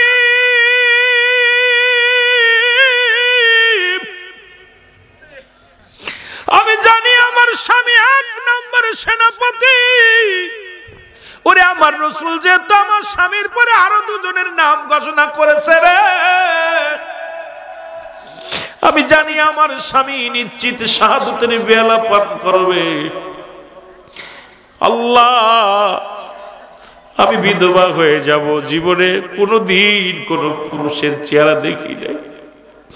আল্লাহ, আমি আমার স্বামীর সঙ্গে জীবন কাটাতে চাই, আপনার কাছে প্রার্থনা করি আল্লাহ আপনি আমার স্বামীকে, আমি জানি এই মুহূর্তে দোয়া করলে আপনি বিফলে দেবেন না গো রব্বে কারীম, আপনি আমার স্বামীকে গাজী বানাইয়া আমার বুকে ফিরায়া দিবেন। জোরে জোরে চিল্লায়া বলা যাবেন আল্লাহু আকবার। সঙ্গে সঙ্গে স্বামী হাতটা ছেড়ে দিছে। হযরত হুযায়ফা হাতটা ছেড়ে দিছে। বলে স্বামীর আপনি কি করলেন, হাতটা ছেড়ে দিলেন কেন? হুযায়ফা বলে বিবি রে, আরে আমার নবী আমার লিখে দিছে শাহাদাতের পেয়ালা পান করো। আরে 1 নাম্বার সেনাপতি আমি, তুমি আমারে ফিরাইতে চাও, কারণ আমি ইসলামকে এত ভালোবাসি রে বিবি। দুনিয়ার মধ্যে আমার জীবনের চাইতে অধিক ভালোবাসি ইসলামটাকে, আমি আমার জীবনের চাইতে অধিক ভালোবাসি আমার নবীরে, অধিক পরিমাণ ভালোবাসি আমার কোরআনকে। সুতরাং তুমি আমার প্রেমে ফাঁসাইতে চাও? না না বিবি, হবে না। সঙ্গে সঙ্গে উঠে তো শুরু করছে। হুযায়ফা রাদিয়াল্লাহু তাআলা যখন রওনা দিয়ে গেলেন, এ মুসলমান রাসূলুল্লাহ সাহাবীদেরকে নিয়ে রওনা দিতে বললেন হুনাইনের যুদ্ধে। হুনাইনের যুদ্ধ শুরু হয়ে গেল, আর নবীর প্রিয় সাহাবী হযরত হুযায়ফা প্রথম শাহাদাতের পেয়ালা পান করছে। জোরে জোরে চিল্লায়া বলা যাবে আল্লাহু আকবার। এটার নাম হলো ইসলাম, এটার নাম হলো প্রেম,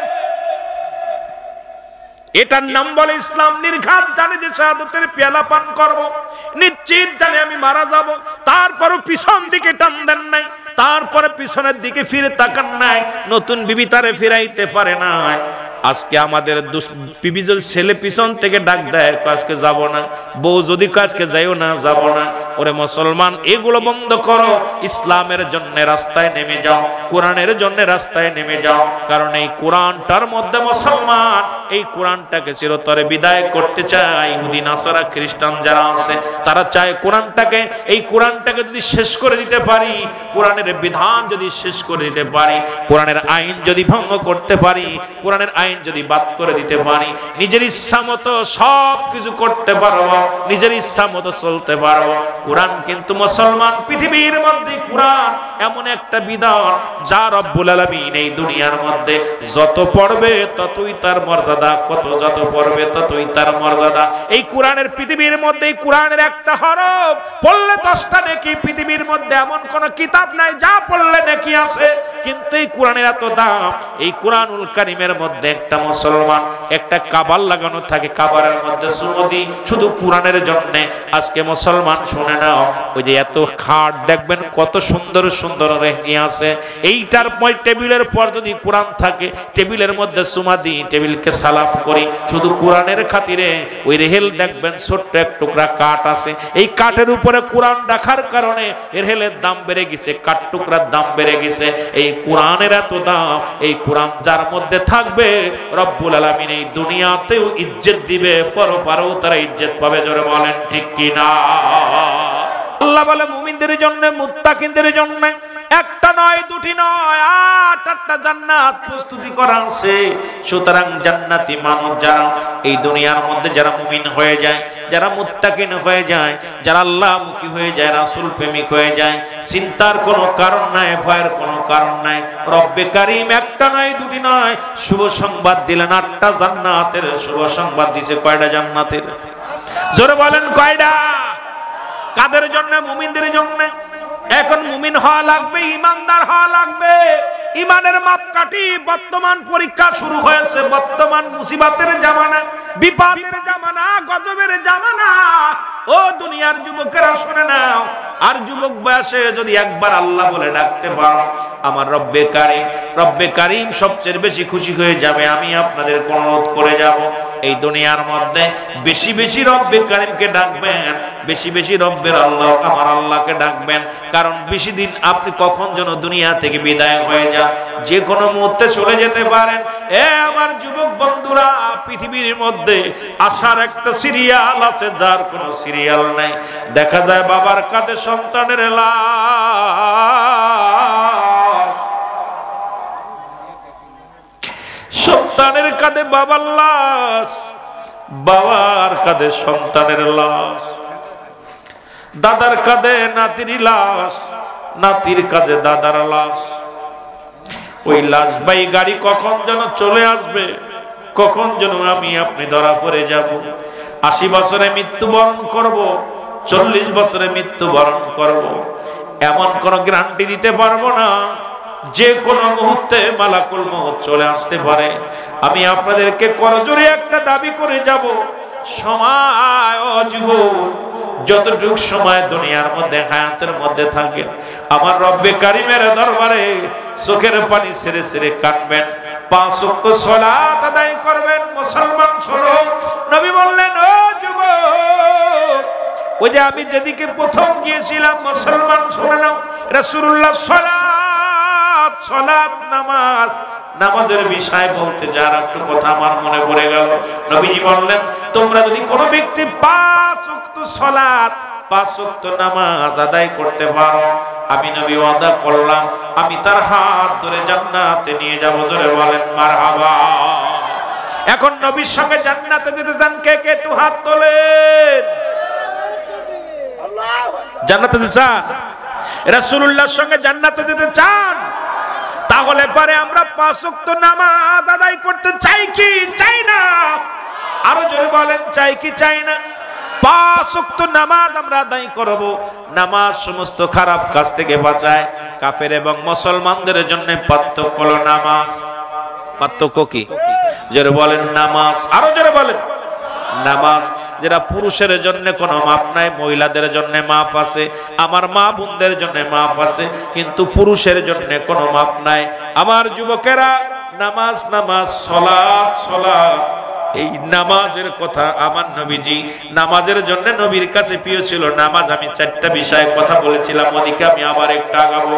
আমার বাবারা আমার নামাজের কথা বললেন, নবীজি বললেন আমি নবী ওয়াদা করলাম, আমি নবী কথা দিলাম, যে ব্যক্তি 5 ওয়াক্ত সালাত, 5 ওয়াক্ত নামাজ সঠিকভাবে সুন্দরভাবে আদায় করতে পারবে, জামাতে ওয়াক্তে মতো আদায় করতে পারবে, আমি নবী তার হাত ধরে জান্নাতে নিয়ে যাব।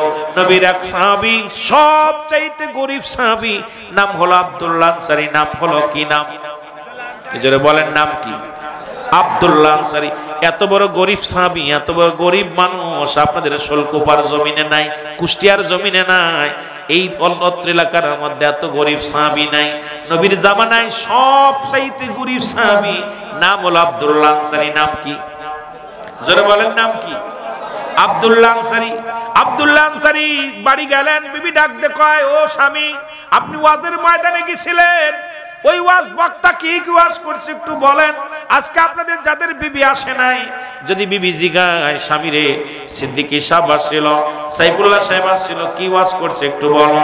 কোন কিছু শুনি নাই, কারণ আমরা তো খেয়াল করি না, কান দি না, আমরা ওয়াজ শুনি না।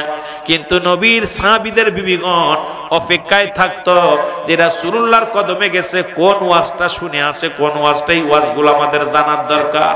অপেক্ষায় থাকতো রাসূলুল্লাহর সাহাবীরা, বিবিগণ। সুবহানাল্লাহ বলেন না? সাহাবীর বিবিগণ অপেক্ষায় থাকতো, আর আমাদের বিবিগণ অপেক্ষায় থাকে। মাহফিলে তাবারক পাইছেনি, মাহফিলতে বাদাম আনছনি, মাহফিল থেকে পটেটো আনছনি, মাহফিল থেকে কি হাদিয়া আনছো? এ মা শোনো, তুমি আগে জিগাইবা আমার স্বামী মাহফিলে গেলেন আমার বক্তাগণ কি ওয়াজ করছে, হিদায়াতমূলক কোন ওয়াজ করছেনি, কোন নামাজের ওয়াজ করছেনি, পর্দার ওয়াজ করছেনি, ভালো কথা শোনাইছেনি? এই কথাগুলো আমার মা বোনেরা শোনে না? জোরে বলেন, শোনে? এগুলো শোনে না। কিন্তু আব্দুল্লাহ আনসারী স্বামী বিবি ডাকতে বলে, স্বামী আমার রাসূলুল্লাহ কি ওয়াজ করছে একটু বলেন। কয় আমার রাসূল ওয়াজ করছে যে ব্যক্তি 5 ওয়াক্ত নামাজ, 5 ওয়াক্ত সালাত, 5 ওয়াক্ত নামাজ সালাত সময় মতো ওক্তি মতো আদায় করতে পারবে, আল্লাহর নবী তার হাত ধরে জান্নাতে নিবে। জোরে বলেন মারহাবা। আর একটু জোরে বলো মারহাবা। আল্লাহর নবী বলা পর, আল্লাহর নবী সাহাবী বলা পর বলে, স্বামী জীবনে আপনার কাছে কোনো দামি কাপড় চাই না, আপনার কাছে দুনিয়ার কোনো অর্থ চাই না, সম্পদ চাই না, আপনি একটু সময় করে দিবেন, আমি আপনার বিবি, আমিও যেন 5 ওয়াক্ত সালাত, 5 ওয়াক্ত নামাজ সময় মতো ওক্তি মতো আদায় করতে পারি। জোরে বলেন মারহাবা। আল্লাহর নবীর পিছে নামাজ পড়ে সাহাবী, প্রতি ওয়াক্ত 5 ওয়াক্ত সালাত নামাজ আদায় করে। নবী সালাম ফিরে আসসালামু আলাইকুম ওয়া রাহমাতুল্লাহ, আসসালামু আলাইকুম ওয়া রাহমাতুল্লাহ। রাসূল সালাম ফিরে দেখে আনসারী নাই, দেখে নবীজি পিছনে নামাজ পড়ে আনসারী, কিন্তু আনসারীকে দেখতে পায় না।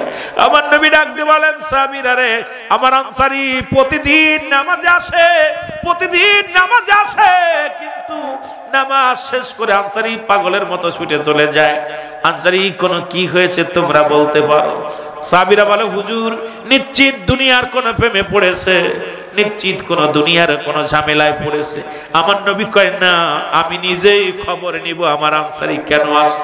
নামাজ শেষ করে পাগলের মতো ছুটে বাড়ির দিকে রওনা হয়ে যায়। রাসূলুল্লাহ কি করলেন?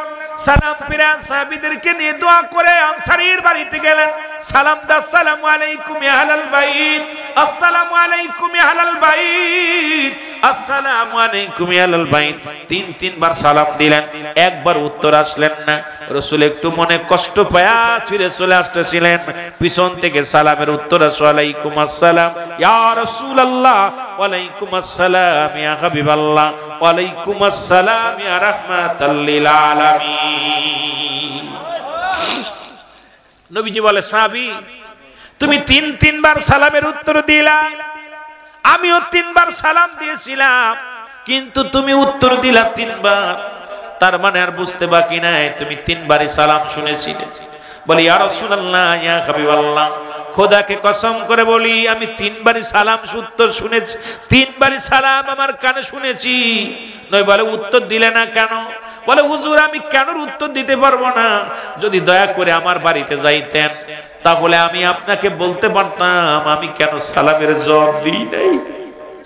আল্লাহ নবী বলেন, আনসারী রে চলো যাই। কেমন নবী ছিল? কোনো গুসা নাই, কোনো অহংকার নাই, নিরহংকার মানুষ।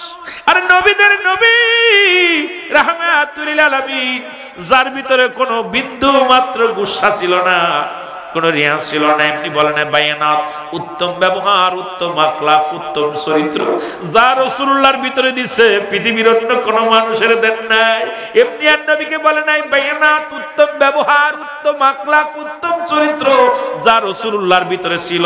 সেই আদর্শগুলো মুসলমানের ভিতরে থাকার দরকার, মুমিনের ভিতরে থাকার দরকার, উম্মতি মুহাম্মাদের ভিতরে থাকার দরকার। সেই আদর্শ আমাদের ভিতরে নাই, আমাদের ভিতরে আছে শুধু গুসা, আমাদের ভিতরে অহংকার, আমাদের ভিতরে আছে শুধু গৌরব, আত্মগৌরব। এ মুসলমান শুনে নাও, শুনে নাও, কিন্তু আমার নবীর ভিতরে কোনো আত্মগৌরব ছিল না, আমার রাসূলের ভিতরে কোনো সময় অহংকার ছিল না, আমার রাসূলের ভিতরে কখনো আমিত্ব ছিল না। আমার নবীজি জীবন যাপন করতেন একদম সাদা সিধা। আমার নবী কয় হায়াতি খায়রুল লাকুম, আমার নবী কয় আমার হায়াতের জিন্দেগিটা আমার উম্মতের জন্য কল্যাণ শুরু। আমার নবী বলে, আমার উম্মতিরা শোনো, এই পৃথিবীর মধ্যে আমি নবী দুনিয়ার মধ্যে আগমন করলাম আমার উম্মতের কল্যাণের জন্য। শরীয়ত, তরিকত, হাকিকত, মারিফাত এগুলো আমি জানানোর জন্য, কারণ উম্মতের সঙ্গে আমি কথাবার্তা বলতে পেরেছি, উম্মতের সঙ্গে আমি চলাফেরা করতে পেরেছি, এই জন্য আমার উম্মতের জীবনটা বড় ধন্য।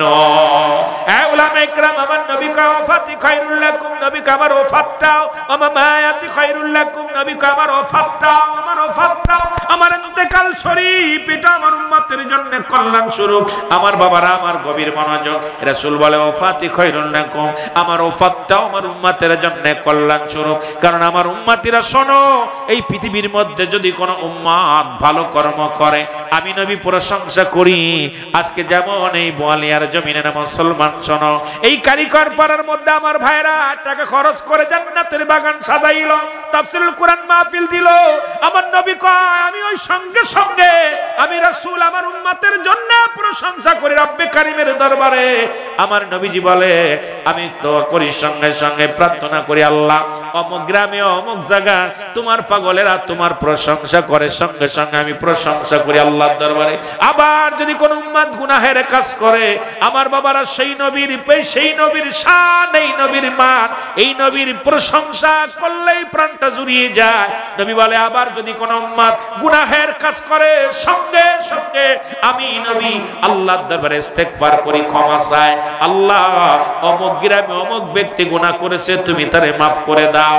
এই পৃথিবীর মধ্যে এমন নবী অন্যায় করে ছেলে মাফ চায়, চেয়ারম্যান মাফ চায়, বাবা এ মুসলমান ছেলে যদি অন্যায় করে বাবা ক্ষমা চায়, গ্রামের ছেলে অন্যায় করলে চেয়ারম্যান মেম্বার কি করে মাফ চায় যাইয়া।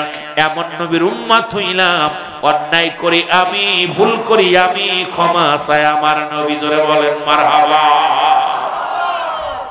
এখন আমার নবীর পক্ষে থাকার দরকার আছে কি না? আরে সেই নবীকে পায় খুশি কি বেজার? যারা বেজার আছেন একটু হাত তোলে। এই নবীরে পায় বেজার হইছেন কে কে?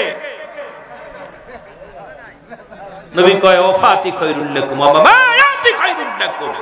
রাসূল বলে আমার উম্মতিরা রে, আমার মুখের কথা নয়, আমার রাসূল বলছেন আমার বাবারা আমার শুনে নাও। নবী কয় হায়াতি খায়রুল লাকুম, আমার হায়াত আমার মৃত্যুটা দুটি আমার উম্মতের জন্য কল্যাণ স্বরূপ। এই জন্য সেই নবীর পক্ষে থাকার দরকার আছে কিনা?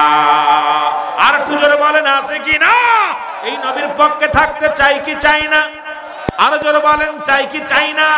আমার বাবারা, আমার গভীর মনোযোগ, রাসূলের সাহাবী আব্দুল্লাহ আনসারীর বিবি ডাক দে কয় স্বামী রে, ও মুসলমান গোলমোলে যাবেন না বাবারা আমার। রাসূল বললেন আপনি তিনবার সালামের জবাব দিলেন, তার মানে আর বুঝতে বাকি না আপনি সালামের উত্তর, সালাম শুনেছিলেন উত্তর দেন নাই। আমার নবী বলা পর আনসারী বলে ইয়া রাসূলুল্লাহ, ইয়া হাবিবাল্লাহ, নবী গো, মার নবী আমি আপনার সালামের জবাব দিই না, কারণ আপনি যখন আমার সালাম দিয়েছিলেন, যখন আমার বাড়ির নিকটে যে আমার ঘরের কাছে যায় রাসূল আপনি আমার সালাম দিয়েছিলেন, তখন আমি উলঙ্গ অবস্থায় ঘরের মধ্যে বসেছিলাম। রাসূল বলেন সাহাবী রে কি বলতে চাও তুমি? বলে ইয়া রাসূলুল্লাহ, ইয়া হাবিবাল্লাহ, আমার ঘরের ভিতর যে গর্তটা দেখলেন, ওই যে বড় একটা গর্ত দেখলেন, ওই গর্তের মধ্যে আপনি যখন আমার সালাম দিয়েছিলেন তখন আমি এই গর্তের মধ্যে বসেছিলাম। আমার নবী কয় কি শুনাইলা? বলে ইয়া রাসূলুল্লাহ, ইয়া হাবিবাল্লাহ, আমরা স্বামী স্ত্রী মিলে মাত্র একখানা কাপড়, আজকে কারিগর পাড়া কত কাপড় বানানো হয়, ঘরে ঘরে কাপড় বানানো হয়, তারপরও নামাজে যাই না, আমার বড় কষ্ট হয়। আমার রাসূল বললেন আনসারী রে কি বলতে চাও? বলে ইয়া রাসূলুল্লাহ, ইয়া হাবিবাল্লাহ, ওই যখন আমি আজান পড়ে যাই, মসজিদে যখন আজান পড়ে যায়, ইয়া রাসূলুল্লাহ, আমি নামাজ যখন যাই আমার বিবি উলঙ্গ হয়ে গর্তের মধ্যে বয়া থাকে, আবার নামাজ শেষ করে যখন বাড়িতে আসি সঙ্গে সঙ্গে আমি গর্তের মধ্যে ঢুকে কাপড়টা খুলে দিই, আমার বিবি ওযু করে নামাজে দাঁড়ায় যায়। ইয়া রাসূলুল্লাহ, ইয়া হাবিবাল্লাহ, আপনি যখন আমারে সালাম দিয়েছিলেন তখন আমি উলঙ্গ অবস্থায় গর্তের মধ্যে বসেছিলাম। আমার নবী চোখের পানিগুলো হাউমাউ করে ছেড়ে দিয়ে বলে সাহাবীরা, ও সাহাবী তুমি আমারে কি শুনাইলা? আমারে তুমি কি শুনাইলা? আমি এক কাপড়ে তোমরা স্বামী স্ত্রী দুজন নামাজ আদায় করো। আমার নবী বলে সাহাবী রে এক কাপড়ে দুজনে নামাজ আদায় করো। সাহাবী বলে ইয়া রাসূলুল্লাহ, ইয়া হাবিবাল্লাহ, আমরা ইসলামের বিধান মানে ইসলাম কালেমা যখন পড়েছি আমার উপরে নামাজ পড়ো ইয়া রাসূলুল্লাহ। ইয়া হাবিবাল্লাহ, যেহেতু নামাজ আমার জন্য ফরজ, নামাজটা আমি তরফ করতে পারি না। ইয়া রাসূলুল্লাহ, আমার বিবির উপরও ফরজ, বিবিও তরফ করতে পারে না, কিন্তু গরিব হওয়ার কারণে আমরা পোশাক কিনতে পারি নাই। ওই এক পোশাকে এক কাপড়ে স্বামী স্ত্রী দুজন নামাজ আদায় করি। আল্লাহ নবীল আনসারীরে, আমি কথা দিলাম ইয়াউমাল কিয়ামতের ময়দানে তোমাদের স্বামী স্ত্রী দুজনকে নিয়ে জান্নাতে যাব। বলেন দি আজকের এই বলিয়া কারিগর পরে এমন কোন গরিব আছে যার একখান কাপড় আছে?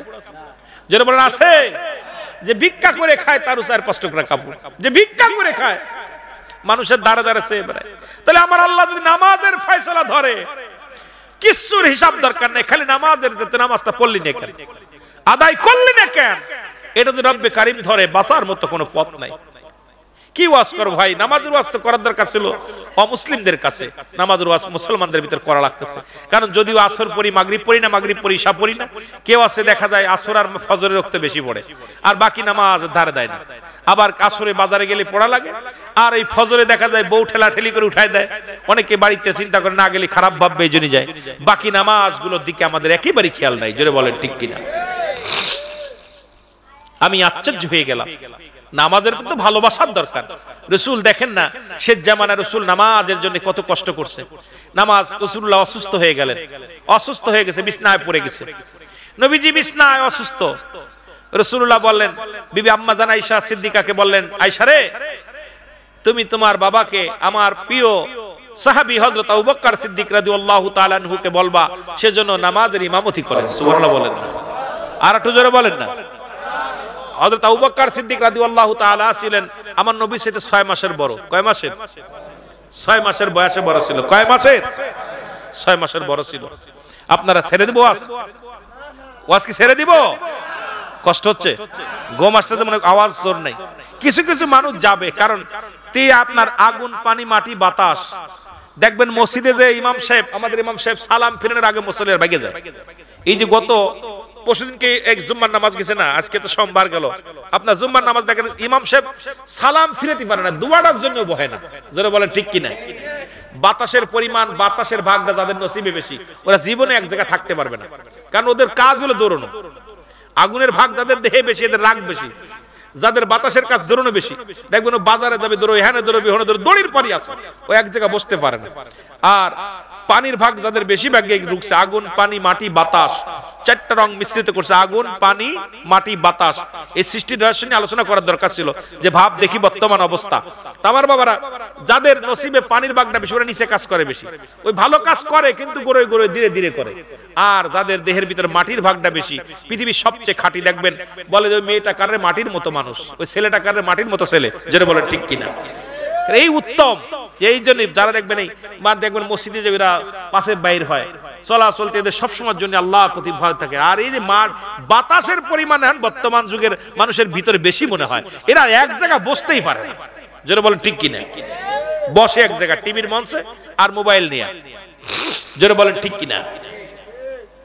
রাসূল বললেন আম্মা জান আয়েশাকে, বিবি রে, আমি যদি হুকুম দিতে না পারি, আমাদের হুশ হয়। আম্মা জানকে বলেন, বিবি রে, নামাজ হইছে নি? আজান হইছে, নামাজ হইছে।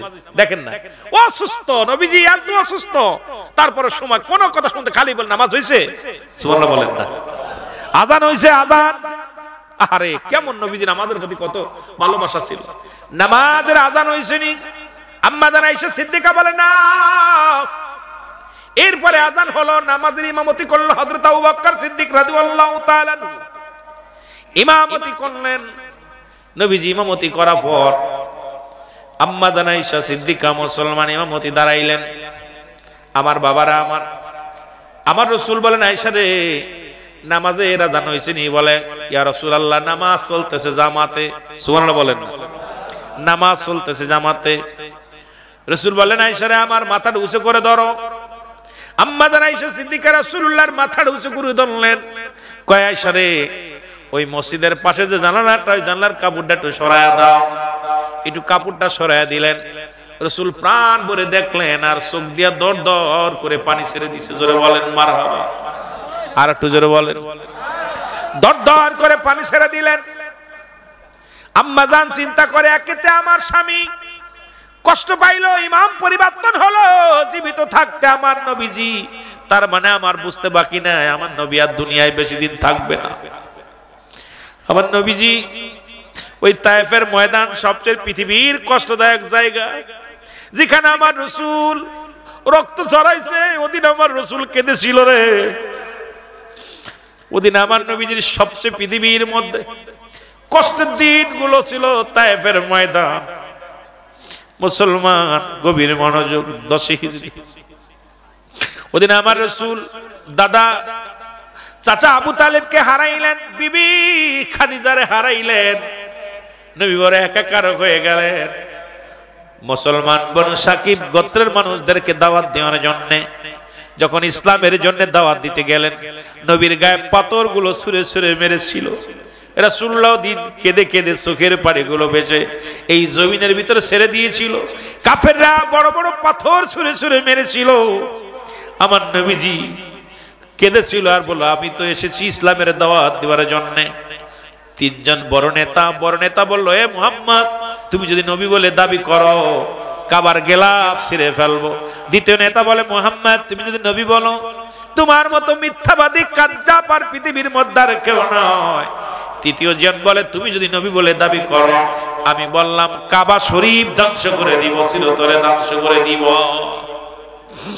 ওদিন আমার নবীর উপরে এত আক্রমণ করেছিল, কাফেররা পাথর মেরেছিল, নবীজির গা দিয়ে রক্ত বেয়ে বেয়ে জমিনের মধ্যে পড়েছিল।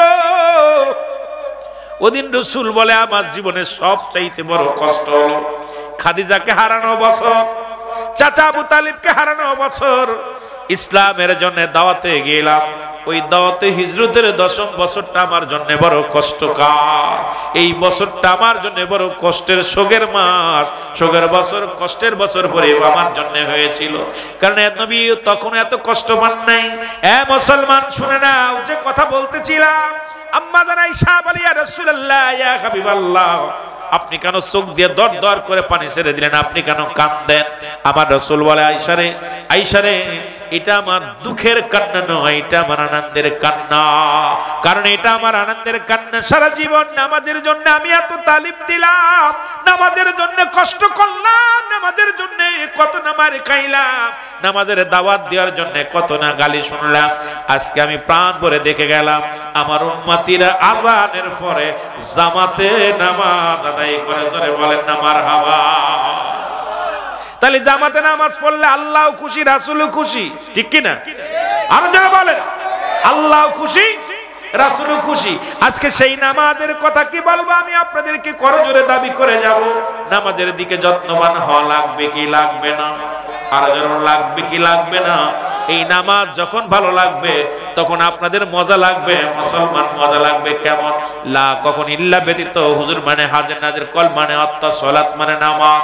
এই নামাজ যখন লা সালাতা ইল্লা বি হুজুরিল কল, নামাজ নয় হুজুরির দিল ব্যতীত, এই নামাজ যখন আপনি একাকার দুনিয়ার মায়া মমতা ত্যাগ করে, দুনিয়ার বাহ্যিক সুরতটা ত্যাগ করে, দুনিয়ার লোভ লালসা ত্যাগ করে, বিবি বাচ্চার মা ত্যাগ করে, রব্বে কারীমকে গুচ্ছ হয়ে যখন সিজদা করতে পারবেন, দুনিয়ার পিছনের দিকে ডান দিকে বাম দিকে না তাকাইয়া, পিছনের মায়ার দিকে সংসার জীবন, ব্যবসায়ী জীবন, রাষ্ট্রীয় জীবন সব পরিহার করে যখন আল্লাহকে একাকার করে সিজদা দিবেন, আল্লাহু আকবার, তখন এই নামাজে দেখবেন দুনিয়ার সব ভুলাইয়া দিবে।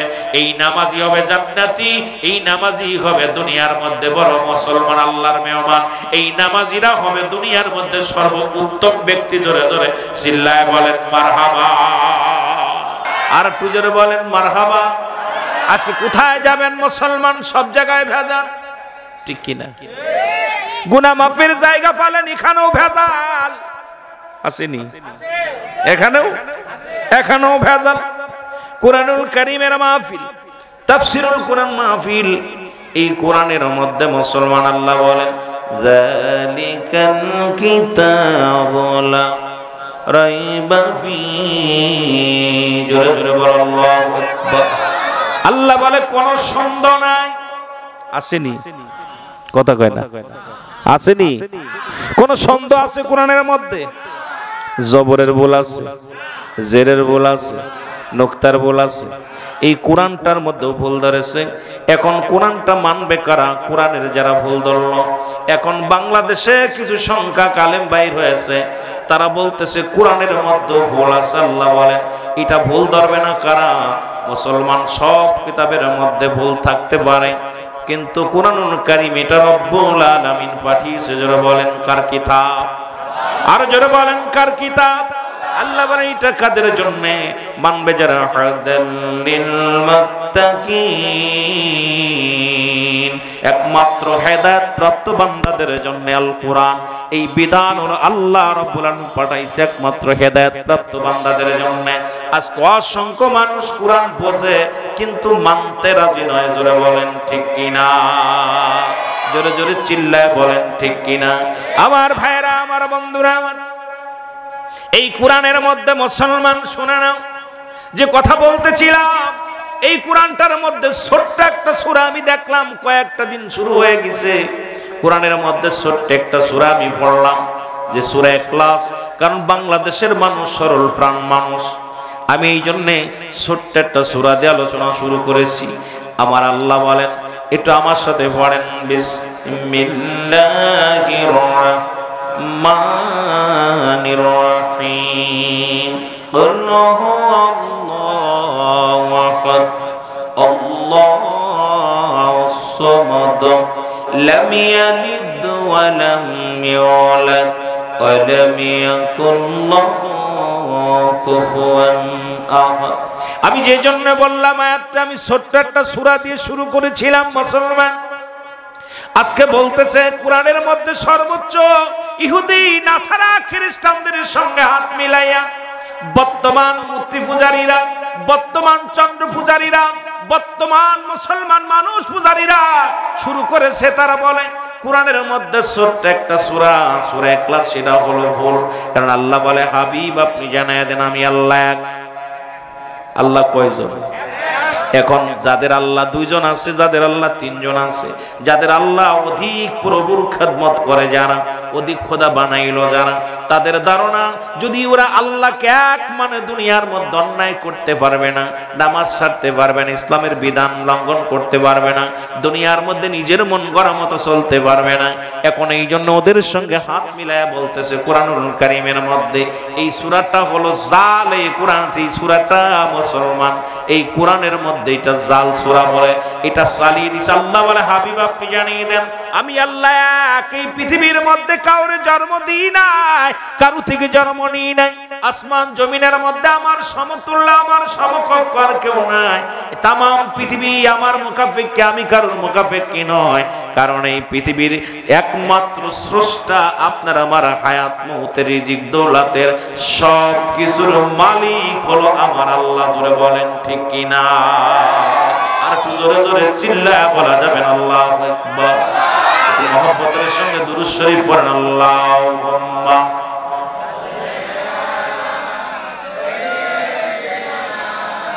মাওলানা মুহাম্মদ ওয়ালা সাইয়্যিদিনা।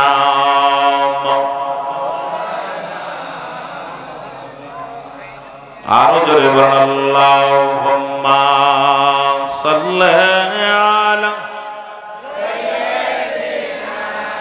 মাওলানা মুহাম্মদ ওয়ালা সাইয়্যিদিনা। এই দুনিয়ার মুসলমান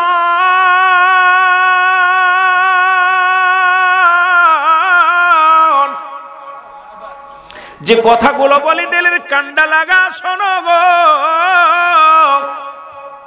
ইসলামের বিধান যারা মানলো, দুনিয়ার সব কিছু যারা ছেড়ে দিল, শুধু ইসলাম মানার কারণে ঘর দরজার বাড়ি ছেড়ে দিল, জীবনের মায়া ছেড়ে দিল, তাদের মধ্যে একজনের কথা না বললেই নাই।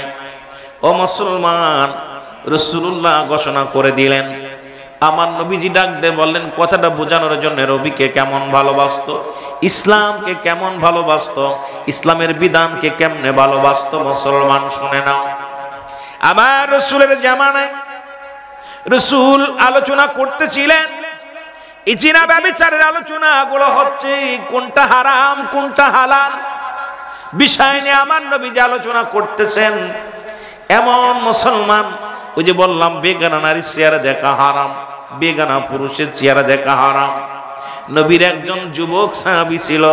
আজকে যুব সমাজের উদ্যোগে আজকে তাফসীরুল কোরআন মাহফিল, যেহেতু আমি আপনাদেরকে নিয়ে আলোচনা করব, কোরআন হাদিস থেকে আলোচনা হবে, আস্তে আস্তে আমরা আলোচনার দিকে আগাইব। যুবক সাহাবী রাসূলুল্লাহ সাহাবী হযরত সালাবা রাদিয়াল্লাহু তাআলা, জোরে জোরে চিল্লায় বলা যাবে না মারহাবা। রাসূল বললেন বেগার নারী দেখা হারাম, যেটা তোমার জন্য বৈধ অন্যর জন্য বৈধ নয়। রাসূল বললেন, বলা পর মুসলমান এই সাহাবী রাসূলুল্লাহর পিছে সালাত আদায় করে, 5 ওয়াক্ত নামাজ জামাতের সঙ্গে আদায় করে। কারণ রাসূলুল্লাহর কাছে 4টা জিনিস প্রিয় ছিল। নাম্বার 1 হলো রাসূলুল্লাহর কাছে 1 নাম্বার ছিল নামাজ। আজকে মুসলমানদের ভিতরে 1 নাম্বার আমাদের পছন্দ হওয়ার দরকার নামাজ। রাসূলকে ভালোবাসেন কে কে একটু হাত তোলেন, আমিন বলেন। যদিও আমাদের পরিচালক সাহেব বলছে লিল্লাহি তাকবীর, লিল্লাহি তাকবীর এবং নারায়ে তাকবীর দুটো একই অর্থ। নারায়ে তাকবীর উচ্চ আওয়াজ আল্লাহর জন্য তাকবীর দাও, লিল্লাহি তাকবীর আল্লাহর জন্য তাকবীর দাও। দুইটা তাকবীর অর্থ এক, কিন্তু আমাদের না বুঝার কারণে অনেকে বলবো এটা দিল না কেন, ভেজাল। এখন এই ভেজাল এখন আমাদের ভিতরে যেভাবে বাজছে, কথা বুঝেননি। যদিও আজকে এই সমাধানগুলো করার জন্য আমরা উলামায়ে কেরাম যদি একটু ঐক্য হইতাম, আমার মন বলে 24 ঘন্টা লাগে সমাধান হইলে ইনশাআল্লাহ ইসলামের পতাকা ফতপত করে আকাশ উড়বে, জোরে বলেন ঠিক কিনা। কিন্তু ওই যে একটা কথা আমার মনে পড়ে গেল, নবীজি বলছে বাল্লুহা খেলাফ, এই দুনিয়াটা পচা দুর্গন্ধ মরি। মানুষের চরিত্র হলো কুকুরের চরিত্র। কুকুর যেমন দুনিয়ার মধ্যে সম্পদ পাইলে, আপনার মরি পাইলে যেমন খুশি হয়, সে জামানার মানুষগুলো এই পৃথিবীর মধ্যে সম্পদ পাইলে বেশি খুশি হবে, ঠিক কিনা। আমরা এখন বিক্রি হয়ে গেছি টাকার কাছে। আমার ভাইয়েরা, আমার বন্ধুরা, আমার কথাগুলো দিল দিয়া শোনেন। রাসূলের সাহাবী, উনি রাসূলুল্লাহর কাছে 4টা জিনিস প্রিয় ছিল। নাম্বার 1 হলো নামাজ। জোরে বলেন কি, আর একটু জোরে বলেন কি। আমাদের কাছে 1 নাম্বার প্রিয় নামাজের দরকার আছে কিনা, জোরে বলেন আছে কিনা। 1 ওয়াক্ত নামাজ কাজা দিলে 80 উতবা পরিমাণ জাহান্নাম, যার 1 উতবা পরিমাণ হলো 2,88,00,000 বছর। আমার বায়ত দাউদ আলাইহিস সালামের সুন্দর একটা আলোচনা করে গেলেন যে এই মানুষ থেকে বানর হয়ে গেল, 3 দিনে হায়াত পেল শুধু রব্বে কারিমের হুকুম অমান্য করার কারণে। আর 5 ওয়াক্ত উনি উদাহরণ দিলেন, কত সুন্দর কথাগুলো বললেন। ও মুসলমান শুনে নাও, কারণ 1 ওয়াক্ত নয়, 2 ওয়াক্ত নয়, 5 ওয়াক্ত নামাজ আমার রব্বুল আলামিন আমাদের জন্য ফরজ করেছে। এই নামাজের দরকার আছে কিনা, আদায় করার দরকার আছে কিনা। 1 নাম্বার হলো নামাজ। 2 নাম্বার রাসূলুল্লাহর কাছে প্রিয় ছিল তার উম্মতগণ। মারহাবা বলেন না, আস্তে নজরে কইবেন। আজকে মুসলমানের সঙ্গে মুসলমানের মিল নাই, আজকে কারুর লগে কারুর মিল নাই, এক দলের লগে আরেক দলের মিল নাই। ও মুসলমান, এক পীরের লগে আরেক পীরের মিল নাই, এক বক্তার লগে আরেক বক্তার মিল নাই। বড় কষ্ট লাগে অন্তরের ভিতরে, কি জামানা এসে গেলাম, এমন একটা জামানার মধ্যে আসলাম। রাসূল বলছে আমার কাছে 2 নাম্বার প্রিয় হলো আমার উম্মতগণ। আজকে আমার নবী আবার বলে গেছে এমন একটা জামানা আসবে যে জামানার মধ্যে মানুষ মানুষকে হত্যা করবে, সে নিজেও জানে না আমি কেন তারে মারছি, আর যে ব্যক্তিকে মারা হচ্ছে সে নিজেও জানে না আমি কি অপরাধে মারে খাচ্ছি। ঠিক এমন একটা জামানা আসবে। কোন জামানা, জোরে বলেন কোন জামানা। শেষ জামানা নবী বলছেন যেমন একটা জামানা আসবে, এই জামানা আমি আপনাকে মারছি, আমি নিজেও জানি না আপনি কিসের জন্য আপনাকে মারছি, আর আপনি মার খাচ্ছেন কিসের জন্য আপনি নিজেও জানেন না। ঠিক সেই জামানা আসছে আমাদের মধ্যে। আবার দেখলাম তিরমিজি শরীফের মধ্যে মুসলমান 3952 নম্বর হাদিসের মধ্যে রাসূল বলছে শেষ জামানার উম্মতের মধ্যে একদল বাইর হবে যারা নিজেরাই মূর্তি পূজারি করবে, অন্যকেও মূর্তি পূজারের জন্য উৎসাহিত করবে। এরা মুসলমান নামে মুসলমান থাকবে, কামে তারা মূর্তি পূজারি হয়ে যাবে। জোরে বলেন ঠিক কিনা। হয়তো অনেকের গায়ে পড়বে, তবে আমি আমার কথা না, এটা মুসলমান তিরমিজি শরীফের হাদিস। হাদিস নাম্বার হলো 3952 52 নম্বর হাদিসের মধ্যে রাসূল বলছেন আমার উম্মতের মধ্যে একদল নিজেরা মূর্তি পূজা করবে আর অন্যকে উৎসাহিত করবে। আজকে দুয়ের চোখ দিয়ে আমরা প্রাণ ভরে দেখতেছি আমার দেশে অসংখ্য দাড়িওয়ালা, টুপিওয়ালা, পাঞ্জাবিওয়ালা নিজেরা মূর্তি পূজারই শুরু করেছে। জোরে জোরে চিল্লায় বলেন ঠিক কিনা? এখন দেখি ইমানের চাইতে ভোটের দাম বেশি। কথা কয় না কেন? রাগ করেন? অনেকে মনে হয় কষ্ট পাচ্ছেন। ইমান বিক্রি করেন না। আমি কারোর বিরোধিতা করতেছি না, কারোর বিরোধিতা করতেছি না। সত্য কথাটা আমি আশ্চর্য হয়ে গেছি, দেখলাম স্ট্যাটাস লেখছে যে আমরা তো ওদের মসজিদে যাই না, আমরা তো ওদের ঈদগাহে যাই না, ওরা আমাদের এখানে আসে কেন? লজ্জাজনক এটা।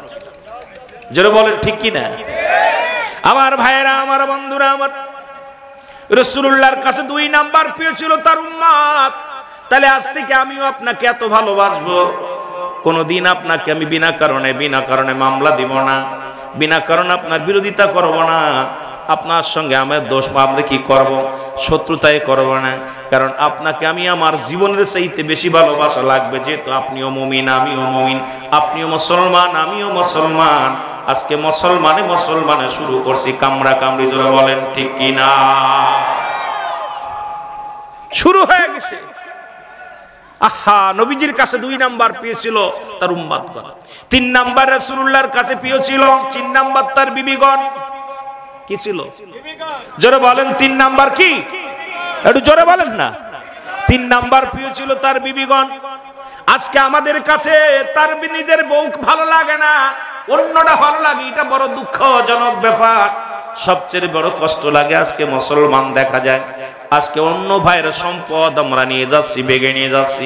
আজকে নিজের সম্পদ মনে করে অন্য ভাইয়ের সম্পদ নষ্ট করতেছি। মুসলমান বড় কষ্ট হয়। রাসূলুল্লাহর কাছে 3 নাম্বার পেয়েছিল তার বিবিগণ।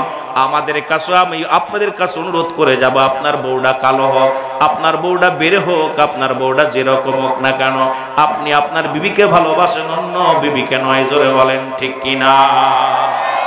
যেহেতু রাসূলুল্লাহর কাছে 3 নাম্বার পেয়েছিল তার বিবিগণ, আজকে যারা মাহফিল আছেন অনুরোধ করব, হাতে ধরে বলবো, ডানে বামে তাকানোর সময় নাই। যারা বিবাহ করেছেন আজ থেকে নিজের বিবিটারে সময় দিবেন, নিজের বিবিরে ভালোবাসবেন, নিজের বিবির সঙ্গে মুসলমান ভালো ব্যবহার করবেন, সুন্দরভাবে রাখবেন, তারে পর্দায় রাখবেন, ইসলামের বিধান অনুযায়ী তারে চলাবেন।